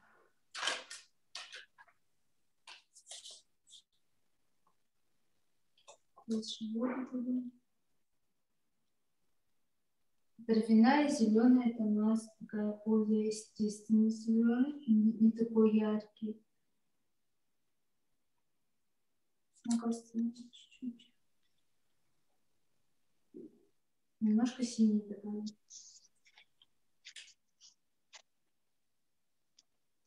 Конечно, если по мокрому рисовать.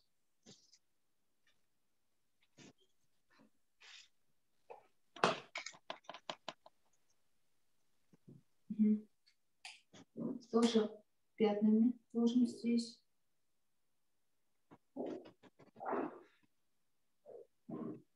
Это у нас будет немножко полутона, да? Теневая еще немножко темнее будет.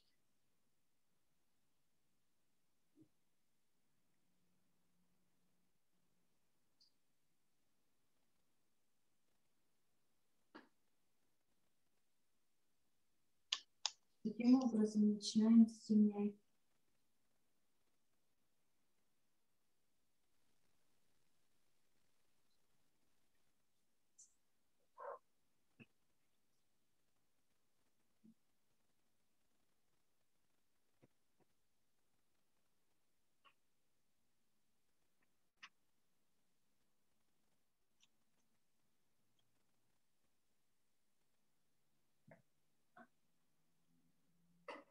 Также темно-синий, тоже совсем теневая часть будет.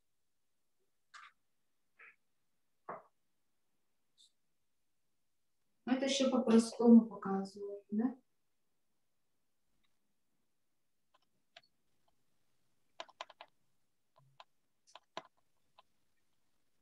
Вот так. Немножко начинаем затемнять. Это здесь немножко затемняется.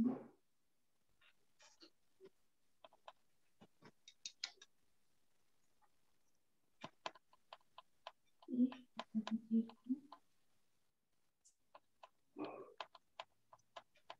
самый тон можно сразу переходить.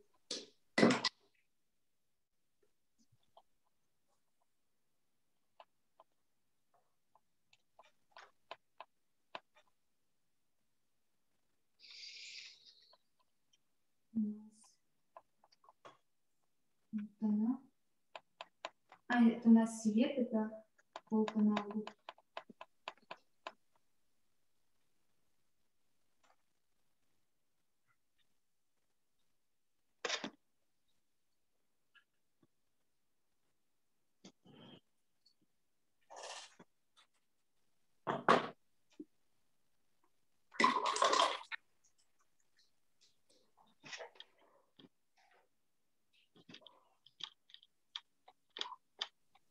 Кто устал, можете чуть-чуть перерыв сделать. Лишнюю краску можете убрать либо водой, либо сухой кистью.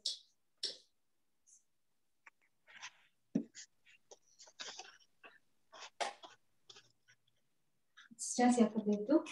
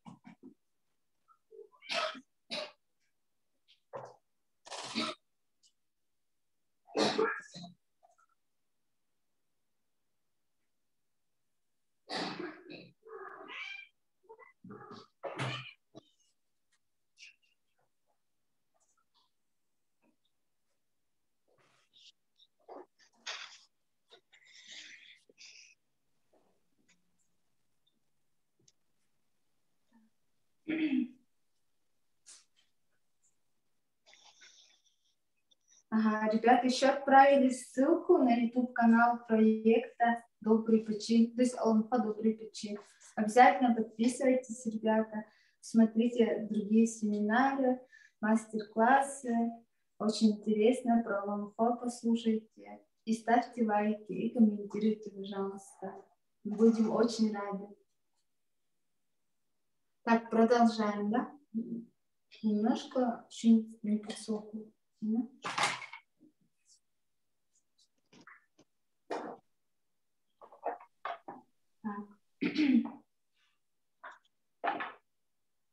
Чуть-чуть пройдусь фина.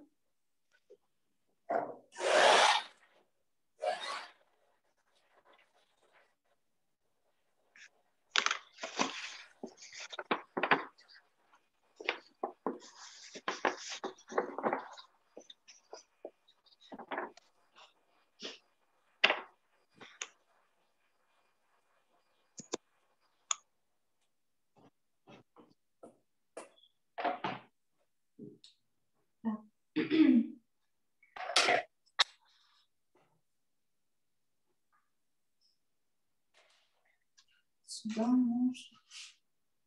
Чуть немножко теневые сделать, да?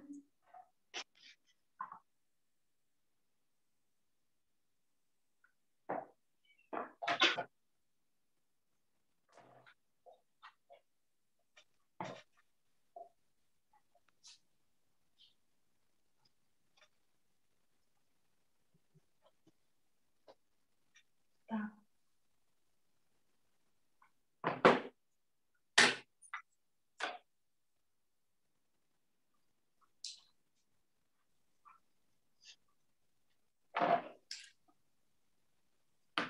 Так, извините, мне тут как отключить?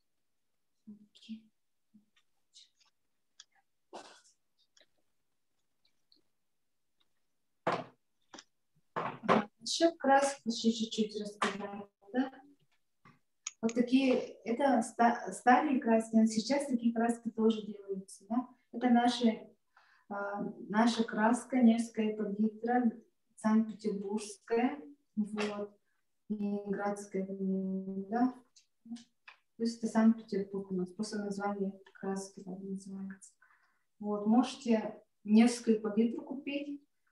Вот, эти краски очень качественные, такие брикетики продаются в Билмарке, да, разных цветов. То есть, когда у вас вот так заканчивается краска, да, вы это берете, выбрасываете, а можете не выбрасывать. Вот эти контейнеры, ребята, вы можете купить краски в тюбиках, акварельные краски продаются в тюбиках, да.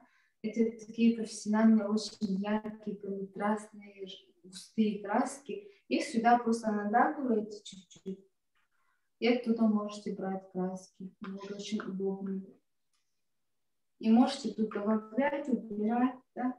Очень много. Ой, рисунок покажите, свой, пожалуйста. А? Сейчас. Рисунок Я покажите. еще не закончила. Мы закрыли красками. То есть мы не закончили еще. Вот этот рисунок? Да. Видно, да? Угу.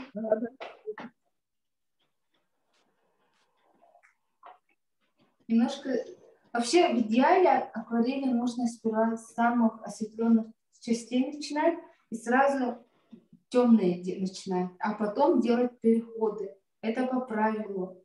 Но это делать тоже немножко сложно, но постепенно вы к этому придете. То есть можно пару еще картинок нарисовать, чтобы закрепить, да? Вот акварель. Вообще акварель, по идее, очень интересно, очень классно рисовать такие акварельные картинки. И очень хорошо они сохраняют цвета, очень долго хранятся. Конечно, одним цветом рисовать не очень, да? Так как вы новички, вы сейчас знакомитесь, но хорошо, когда вы будете много цветов смешивать, да? Бывает, что больше 3-2 цветов смешиваем, да? Получается, можно облака сложными делать, да? Много фиолетовых добавить, по мокрому писать. Вот. И ложим краски постепенно, да? То есть, когда мы лессировочно рисуем, то есть послойно, получается, именно тонким слоем много воды, потом немножко подсыхает, еще добавляем, либо просто делаем так, вот как показывала. То есть резких вот таких где-то местами переходов, по идее, не должно быть, но может быть, да? То есть смотря ваши картинки. Конечно, рисовать с нуля фотографию очень сложно, да? Очень, вот, здесь, получается, мы так образно нарисовали, то есть именно большими пятнами, да. Можно, конечно, если у меня кисть немножко потоньше, ну, этой кистью тоже можно, по идее, рисовать. Бывает еще получше кисти. Это у меня старая кисть. Бывает очень толстые кисти и кончик очень острый. Вот такую кисть можете одну купить и использовать только одну кисть.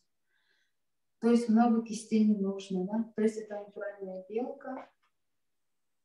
Вот, и они на все случаи жизни. То есть получается, имеется в виду, совсем тонкую можно линию прорисовать, потому что кончик очень острый и длинный.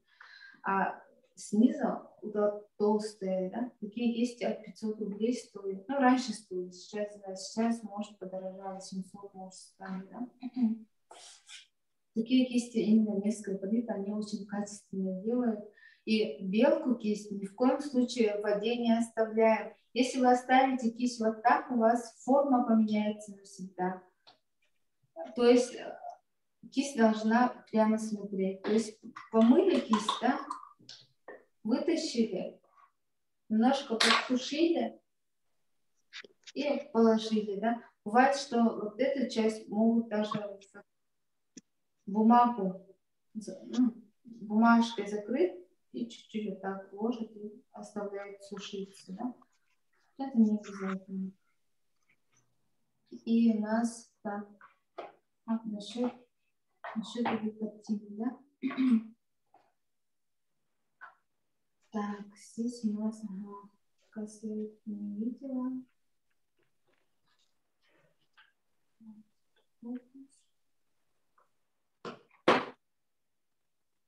Если вы густо берете, бывает, что дети очень любят густо рисовать, тогда у вас совсем воды мало будет. Но по идее, в идеале сильно много красок лучше не брать, да? Можно и так брать. То есть делаем воду поменьше. И лепесточки прорисовываем просто вот так пятнами. Бросаем местами.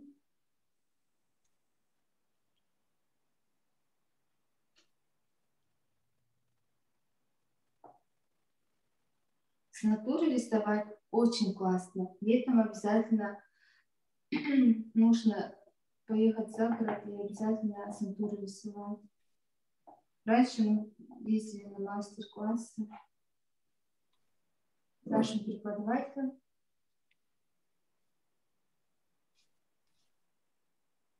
И рисовали природу. Очень интересно, как быстро время летит. И облака очень быстро двигаются, что нужно быстро все запечатлеть. Это такие быстрые этюды. Вот.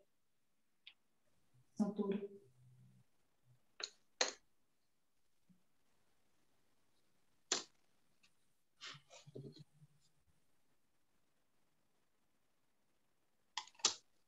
Живые цветы рисовать тоже очень интересно, потому что живые цветы долго не стоят.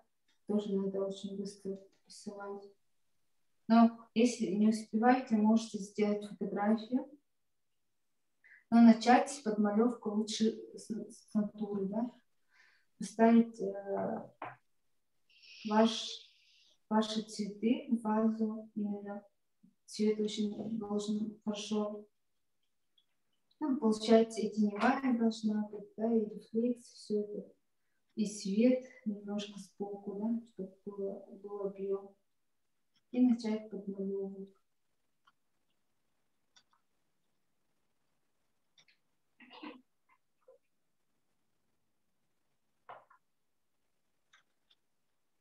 Можно еще такие, если у вас детские такие школьные краски, которые медовые, да, можете желтый даже положить поверх, даже будет ложиться. И немножко будет сильнее.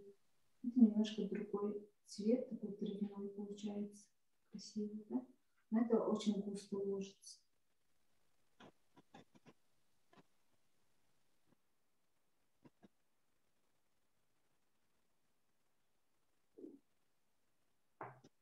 Тоже видно, что наглости не хватает, да? Значит, надо затемнять.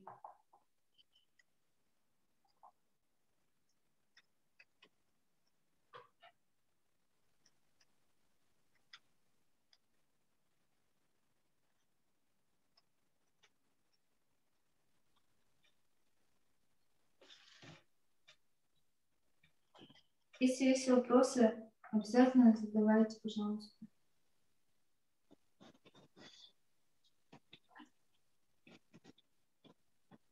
А кустарники также рисуются. И кустики немножко по-другому будет. То есть, получается, здесь у нас много неба видно, то есть небо видно, да, что вот деревья высокие, да, и получается кусты, они более закрытые. И получается, сильно не прорисовываем. Только местами, где немножко тональности не хватает, смотрим и добавляем. То есть нужно, чтобы картина была объемная. Если не хватает теневых, добавляем теневых.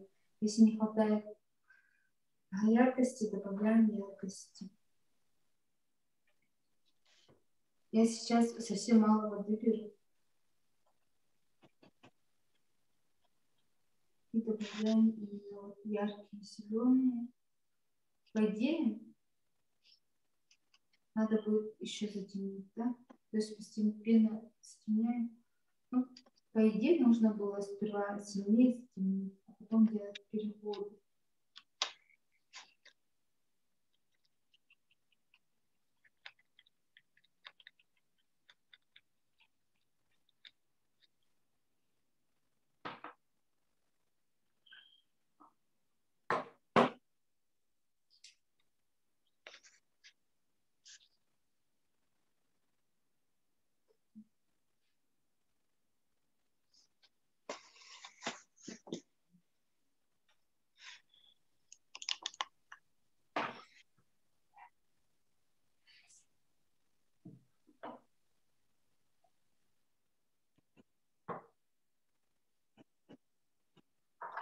И кусты у нас, получается, ветки темные, да, здесь снизу.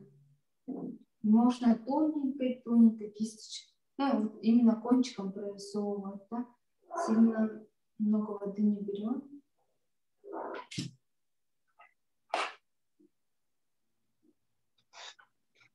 У меня все из-за света обесцвечивает. Вам так видно, да, если... Вот, классно видно.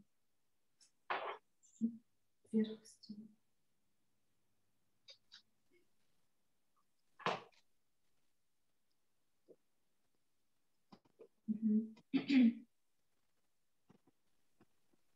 Если вот задние деревья темные, надо немножко еще кажется, да?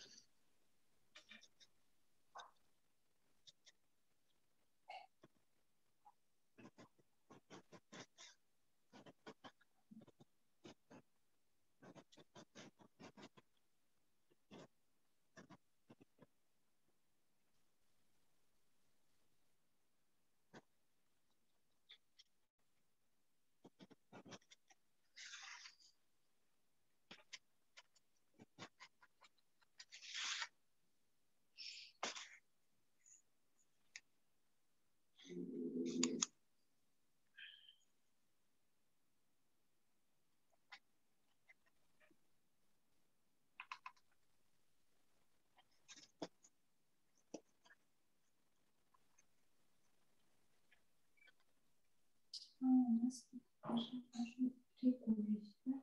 Может, там река есть? Или озеро есть. Мне кажется, даже вон там речка есть или озеро, оказывается, если присмотреться. Да?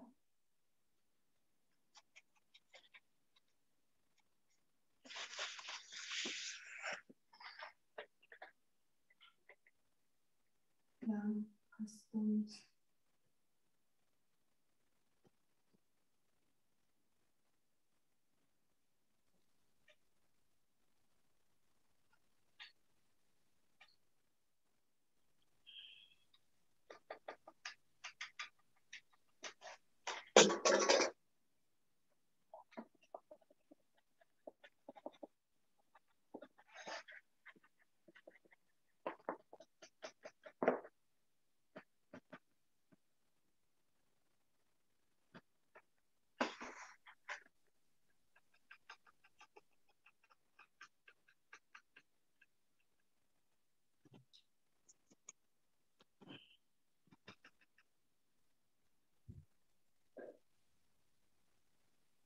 Можете сделать ветки, да?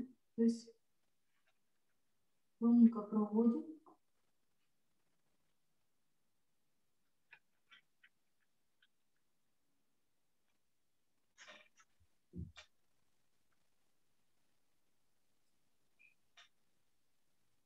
Сверху можно немножко темнее.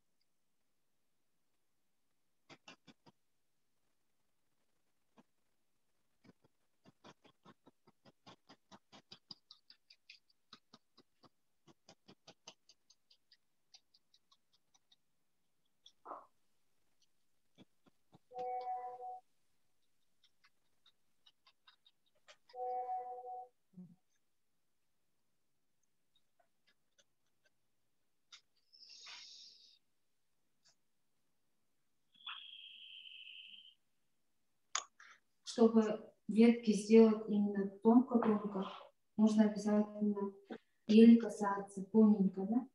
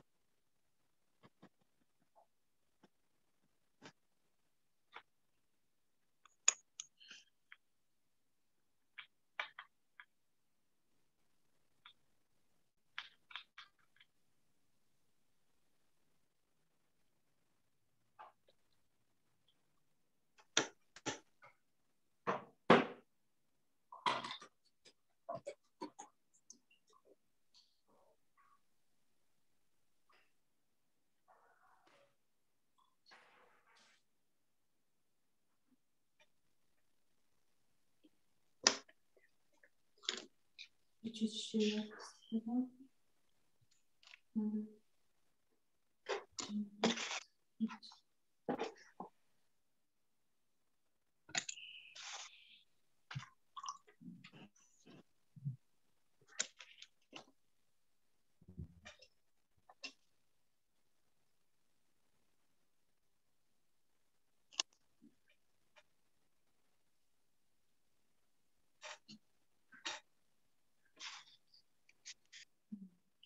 Совсем тонкую кисточку. Можно немножко синий добавить голубую.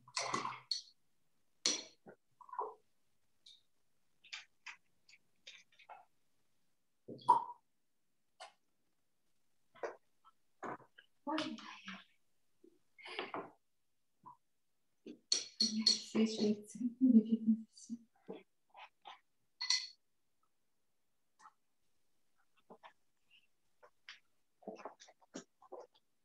немножко вот идет водой пройтись, что границ не было, границу убираем.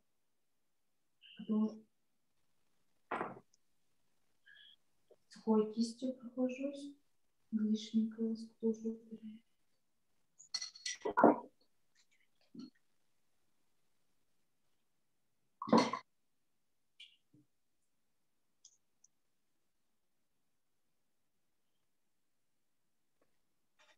Не бойтесь делать ошибки, да? Старайтесь исправить. Но, конечно, в акварели ошибки очень сложно исправлять. Ну, вот. Не просто какая-то грязь, или какие-то краски сделали грязь, ничего не бойтесь.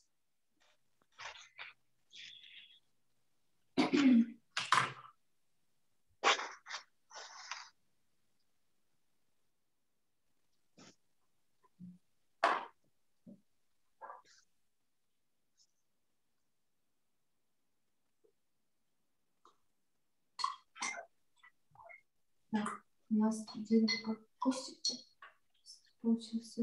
Немножко добавить белил.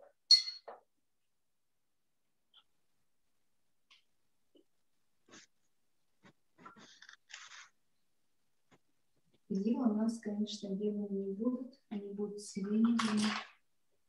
Можно добавить сюда синее и немножко красного, да? Или как красного.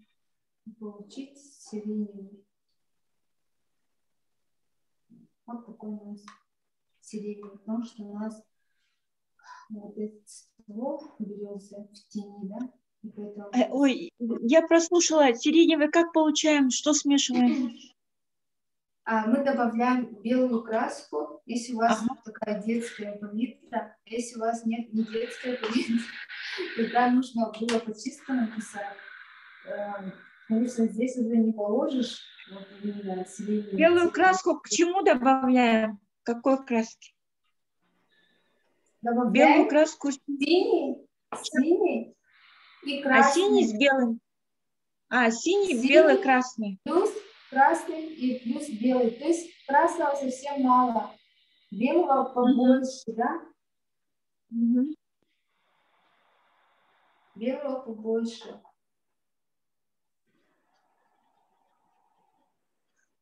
И такой получаем сиреневый цвет. Тоже сиреневый. Вот какой-то такой немножко фиолетовый, да? Слегка.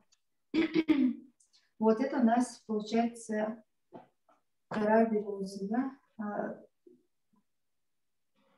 Немного сиреневый получается. В тени у нас.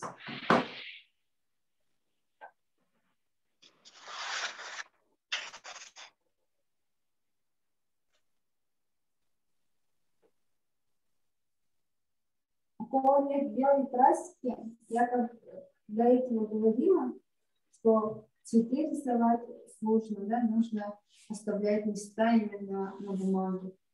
Поэтому у вас, у кого нету именно белой краски, то можете потом акрилом дорисовать, да?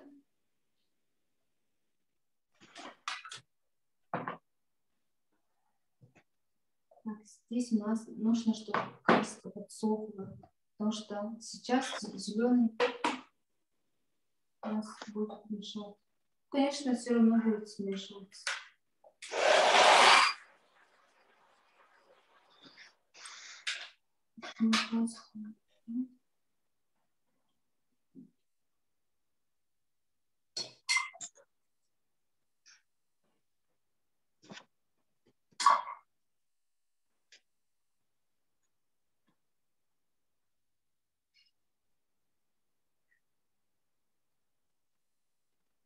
Так, именно если академически вообще рисовать, да, тогда резкие переходы не должны быть. То есть переходы должны быть такими не резкими, именно так. Вот. И там нужно, чтобы холст наша бумага всегда немножко чуть-чуть мокрая была. Вот, все надо время там добавлять, ну, не сильно высушенные, да, а не сильно мокрые. Вот. И там делать такие аккуратные переходы нужно делать, то есть не резкие, да. Вот. У нас сегодня не академические, снова режим, более по-простому, да.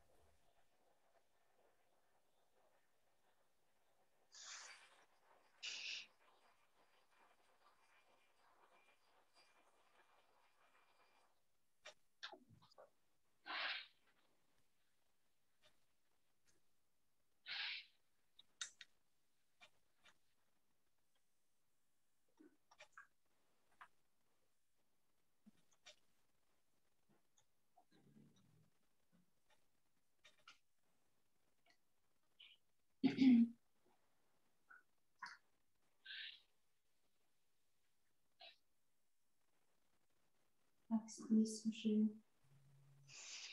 Ой, резко получилось. Мне кисть сильно толсто пишет, поэтому я тонкую кисть возьму.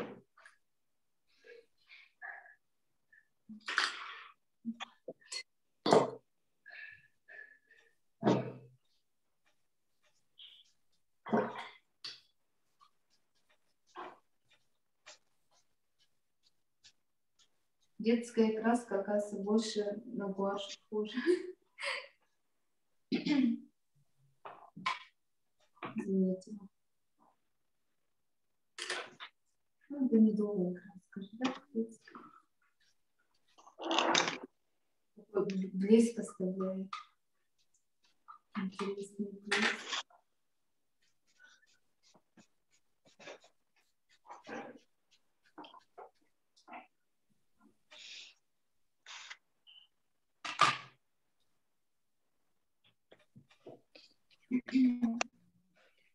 Тут уже надо аккуратно, полностью. Ну, конечно, полностью не рисуем, да, местами, потому что где-то может закрываться, да, листьями. И обязательно черные точечки добавляйте.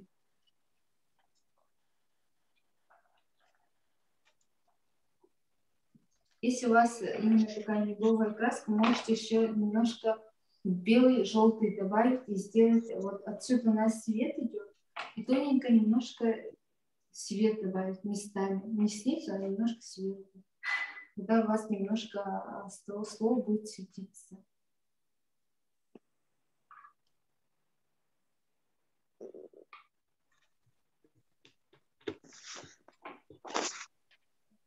Средний цвет, он более такой, немножко синим отдает. Там сильно много розового. Чуть-чуть местами немножко.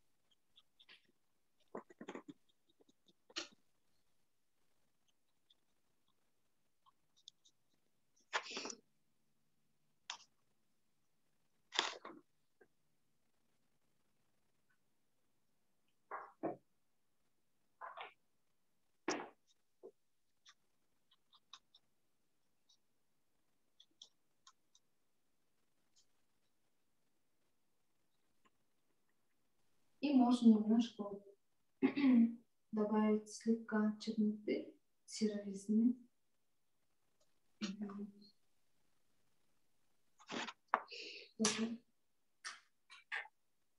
Можно цвет индиго взять, да? Это синий с черным. Березы бывают такие черные вот эти полоски, можно слегка. Или видно их сделать. Даже они совсем не видны.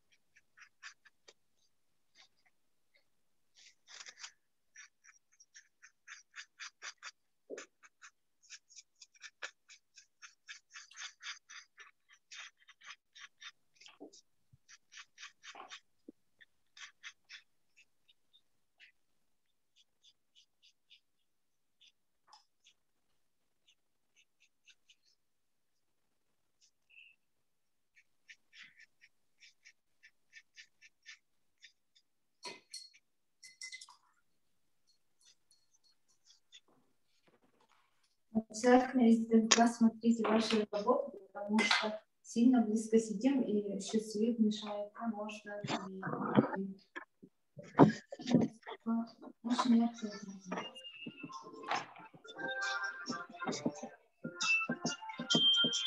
Мне пишут черный экран. Ребята, у вас тоже черный экран, да? Вам Нормально, нормально. Да? Сейчас я отвечу. Так.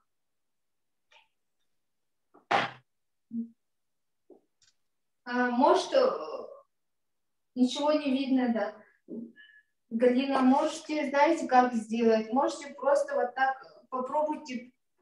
Там, может, другая страница видна. Сейчас проверим.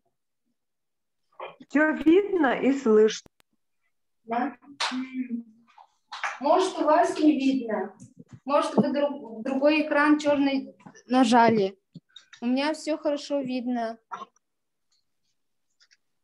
Попробуйте листать Перелистнуть в надо, разные да? стороны. Перелистнуть.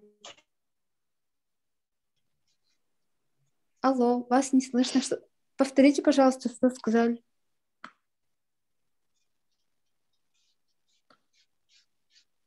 Перелистнуть надо, говорить. Перелистнуть нужно. Попробуйте перелистнуть, пожалуйста. Или перезайдите.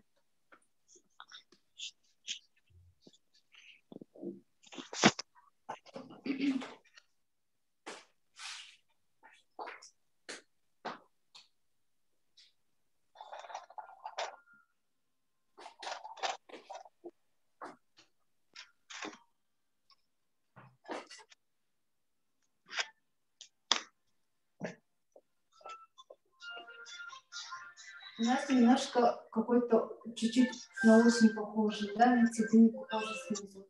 Да? Я хочу сюда добавить черноту. Ой, не черноту, травы. То есть Да, на осень. да, я слышу. Да? Если сильно желтеет, ребята, то можете немножко полностью.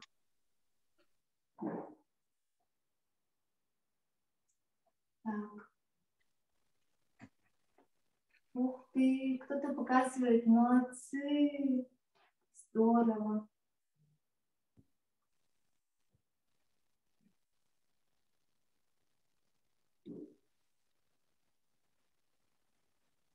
На Ютубе говорят, ничего не видно. Сейчас прямой эфир идет, да, на Ютубе. Говорят, на Ютубе ничего не слышно и не видно.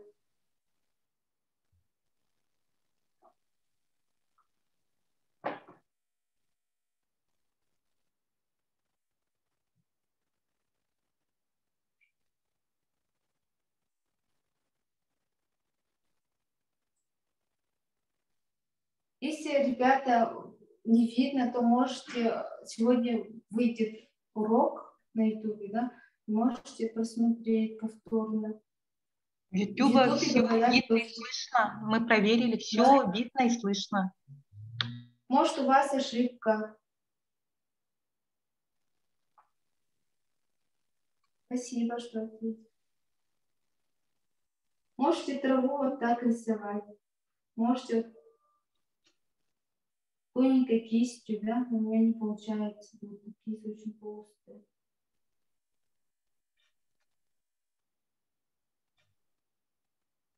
Или можно пятнами рисовать, это по-разному.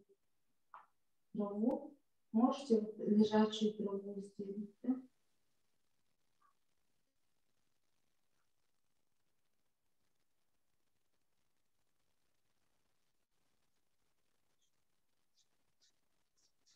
Все равно цвет просвечивается. Большое спасибо, очень хорошо объясняете. Прямо удовольствие получаю от процесса. Спасибо большое. Но я немного волнуюсь. Незаметно, совсем незаметно, как Да. будто вы всегда вот учили, да. Мгм. Спасибо большое, очень приятно.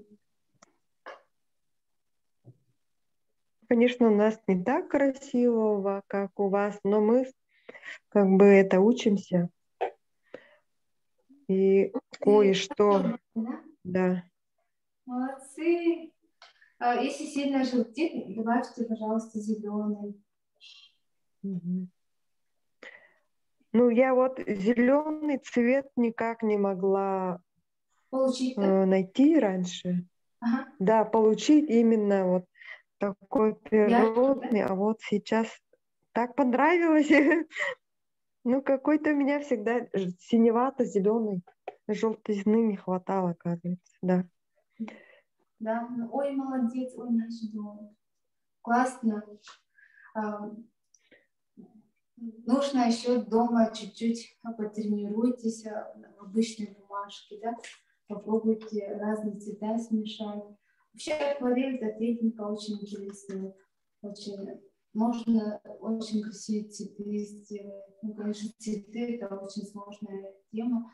Но попробуйте на следующем уроке попробуйте маслом с нами написать, потому что масляные картины вы увидите, что это не как акварель, не как гуашь, не как акрил, это что-то вообще другое. Это вообще классно. Ну, не знаю, мне больше всего нравится маслом писать, потому что цвета там ложится, и не надо 1000 раз добавлять что-то, убавлять. Вот. А как облака делать, так, Нет. так и пусть остается или как? Облака. Мы облака сегодня не будем делать. Это тоже процесс надо отдельно показывать в черновике Хорошо. сперва. Это Ясно. можно мокро рисовать, допустим, сделали фон, да, вот градиент, или просто замазали водой бумагу, и туда нужно вот добавлять такие цвета, как ультрамарин, индиго. Вот если сильно много облаков и солнце сверху прямо идет, и там бывают такие тени, да, может быть сиреневые тени, могут быть очень черные тени, это индиго, ребята.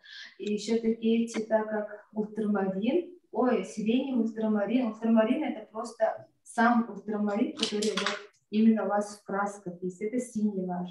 Но есть еще кобальтовый синий. Кобальтовый синий, он более яркий, а ультрамариновый цвет, он цвет неба, да, то есть именно летом на улице посмотреть, такой цвет неба, не такой яркий, не такой, вот на этом. А куда отправить наши рисунки?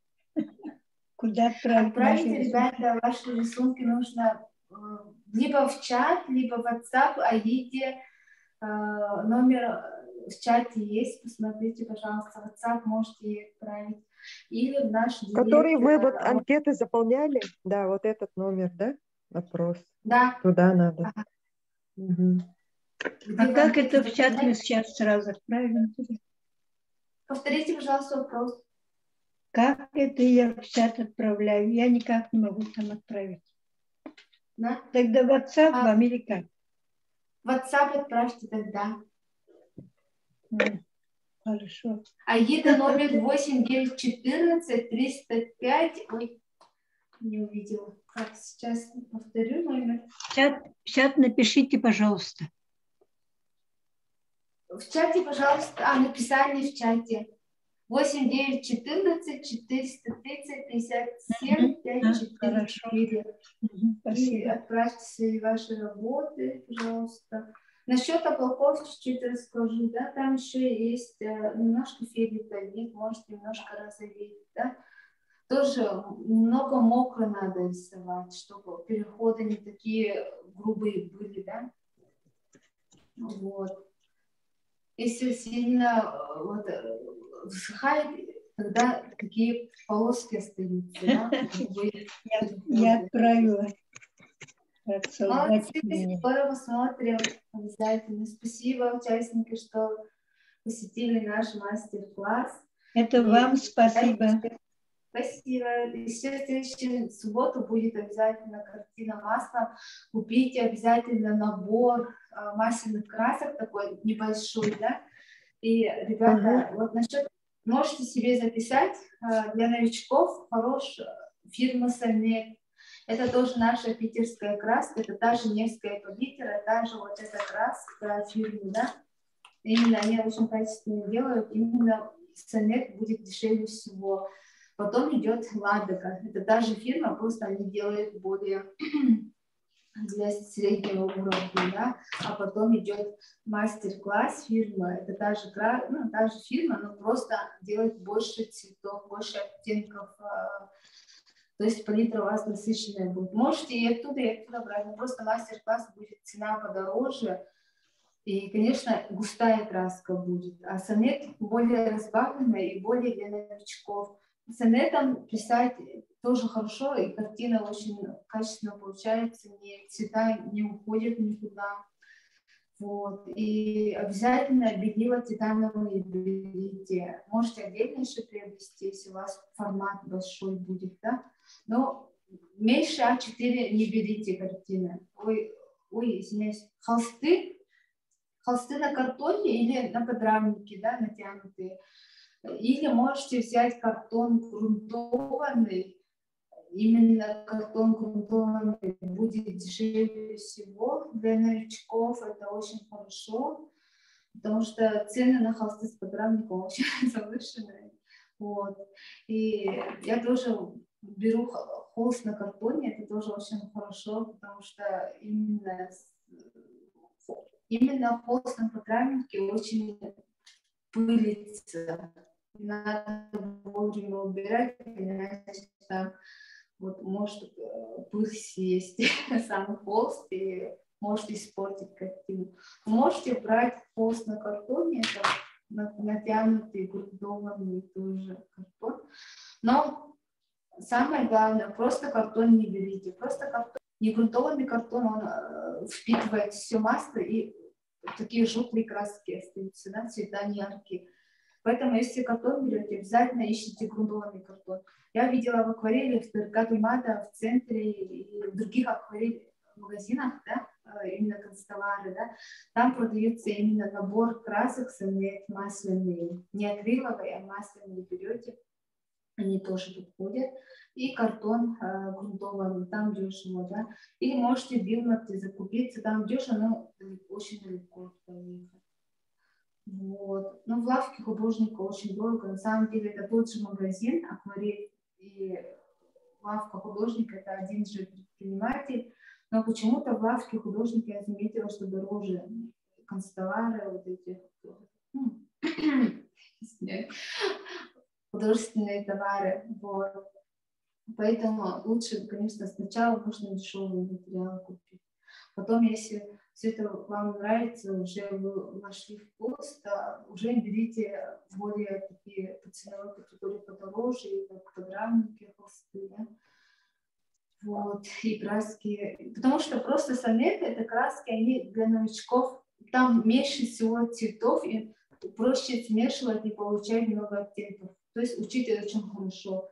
А если уже вы профессионал, уже можете перейти на мастер-классы в Ладога. Там очень много цветов, очень много даже золота есть, серебро есть. Там уже не надо смешивать никакие краски, там уже готовые есть индиго, там индийская какая-то, там оранжевая, не помню, там очень много оттенков. И просто вы запутаетесь. Лучше брать набор. Да. И кисточки, ребята, не белка, кисточки синтетика. И желательно плоские кисти. Это у меня, к сожалению, белка, но у вас должна быть синтетика плоская такая вот. Берете десятку, берете где-то шестерку, тройку и единичку, да. Вот. А самая тонкая это круглая у вас должна быть. Нулевки, одна кисть нулевки, 3 нуля, это самая тонкая подойдет, синтетика, это нейлоновые кисти. А есть еще кисти, такие кисти, как колнок, это натуральная кисть, но колнок лучше я не советую, потому что они очень дорогие. Одна кисть может 700 стоит, я не помню, очень дорогие, но они очень мягкие, очень классные, именно для портретной живописи подходят. И они очень быстро стираются, они очень недолговечные, поэтому очень дорого. 500 рублей тоненькая кисть стоит. Поэтому синтетика, она дешевле. И синтетика более мягкая, и бывает еще синтетика именно под щетину, именно такая грубая синтетика, такую тоже можете брать, но лучше мягкую. Потому что мы пастозно не будем писать, пастозно тоже очень много красок уходит, это очень густо называется. И обязательно приобретайте масло льняное отбеленное, это получается отбеленное, это получается меньше запаха будет. Вот, для аллергиков очень хорошо. Отбеленное льняное масло в этих жидкостях, это для разбавления. Если кто не боится, у кого нет аллергии, можете использовать разбавители. White Spirit очень сильно пахнет. Я вообще не использую разбавители. Вот. Поэтому, ребята, используйте чисто масло. Если вы не нашли льняное масло, то берете обычное растительное масло. Конечно, это нехорошо, но все равно высохнет ваша картина, не бойтесь. Потому что бывает, что заканчивается, можно, конечно, на крайний случай обычное растительное масло, но оливковое масло не подойдет никогда, потому что оливковое масло не сохнет, поэтому очень сложно. Но зато можно кисти хранить в оливковом масле. Вот. Поэтому можно, конечно, чисто на разбавителе писать, но это запах ужасный будет, надо все время окно открывать, а зимой это невозможно. Поэтому будем в следующем уроке на массе чисто писать. И, конечно, там, посмотрите, да, там очень интересно.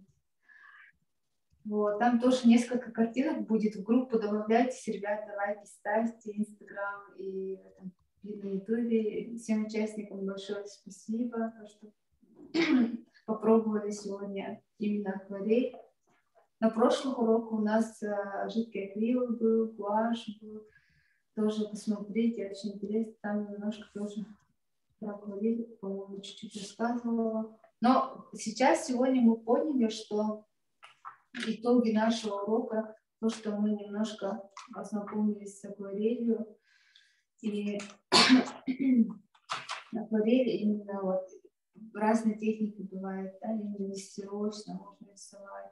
А если медовые такие краски детские, да, они тоже такие глянцевые получаются, да, когда профессиональная художественная краска, она пигмент не такой сильный, да, можно, конечно, густо, если она не будет так блестеть сильно, можно здесь на картинке увидеть, где я использовала детские краски, где я использовала профессиональные, можно увидеть разницу. Но художник, и даже если это самоучка, или по идее, можно одной кистью рисовать, можно любыми красками, да, рисовать, можно краски синим делать. Это, конечно, сложно, но это возможно. Вот. Всем спасибо большое. Встретимся на следующем уроке. И участвуйте, пожалуйста, сегодня последний день селфи on home.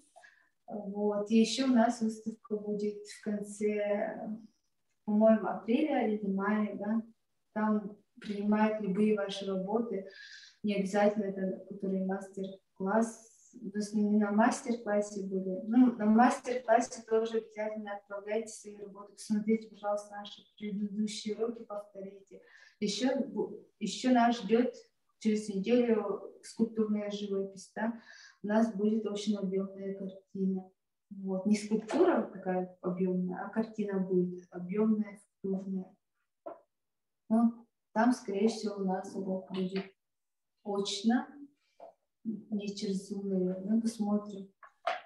И всем пока. Всем удачи и больше успехов и творчества. То есть творческих успехов, удачи, чтобы у вас как-то всегда получалось. Если не получается, не бойтесь и смело рисуйте.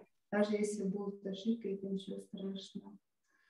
Большое спасибо, Алип, за интересный мастер-класс. Очень красиво. Вам тоже большое спасибо. Вы молодец. Вы большие молодцы все.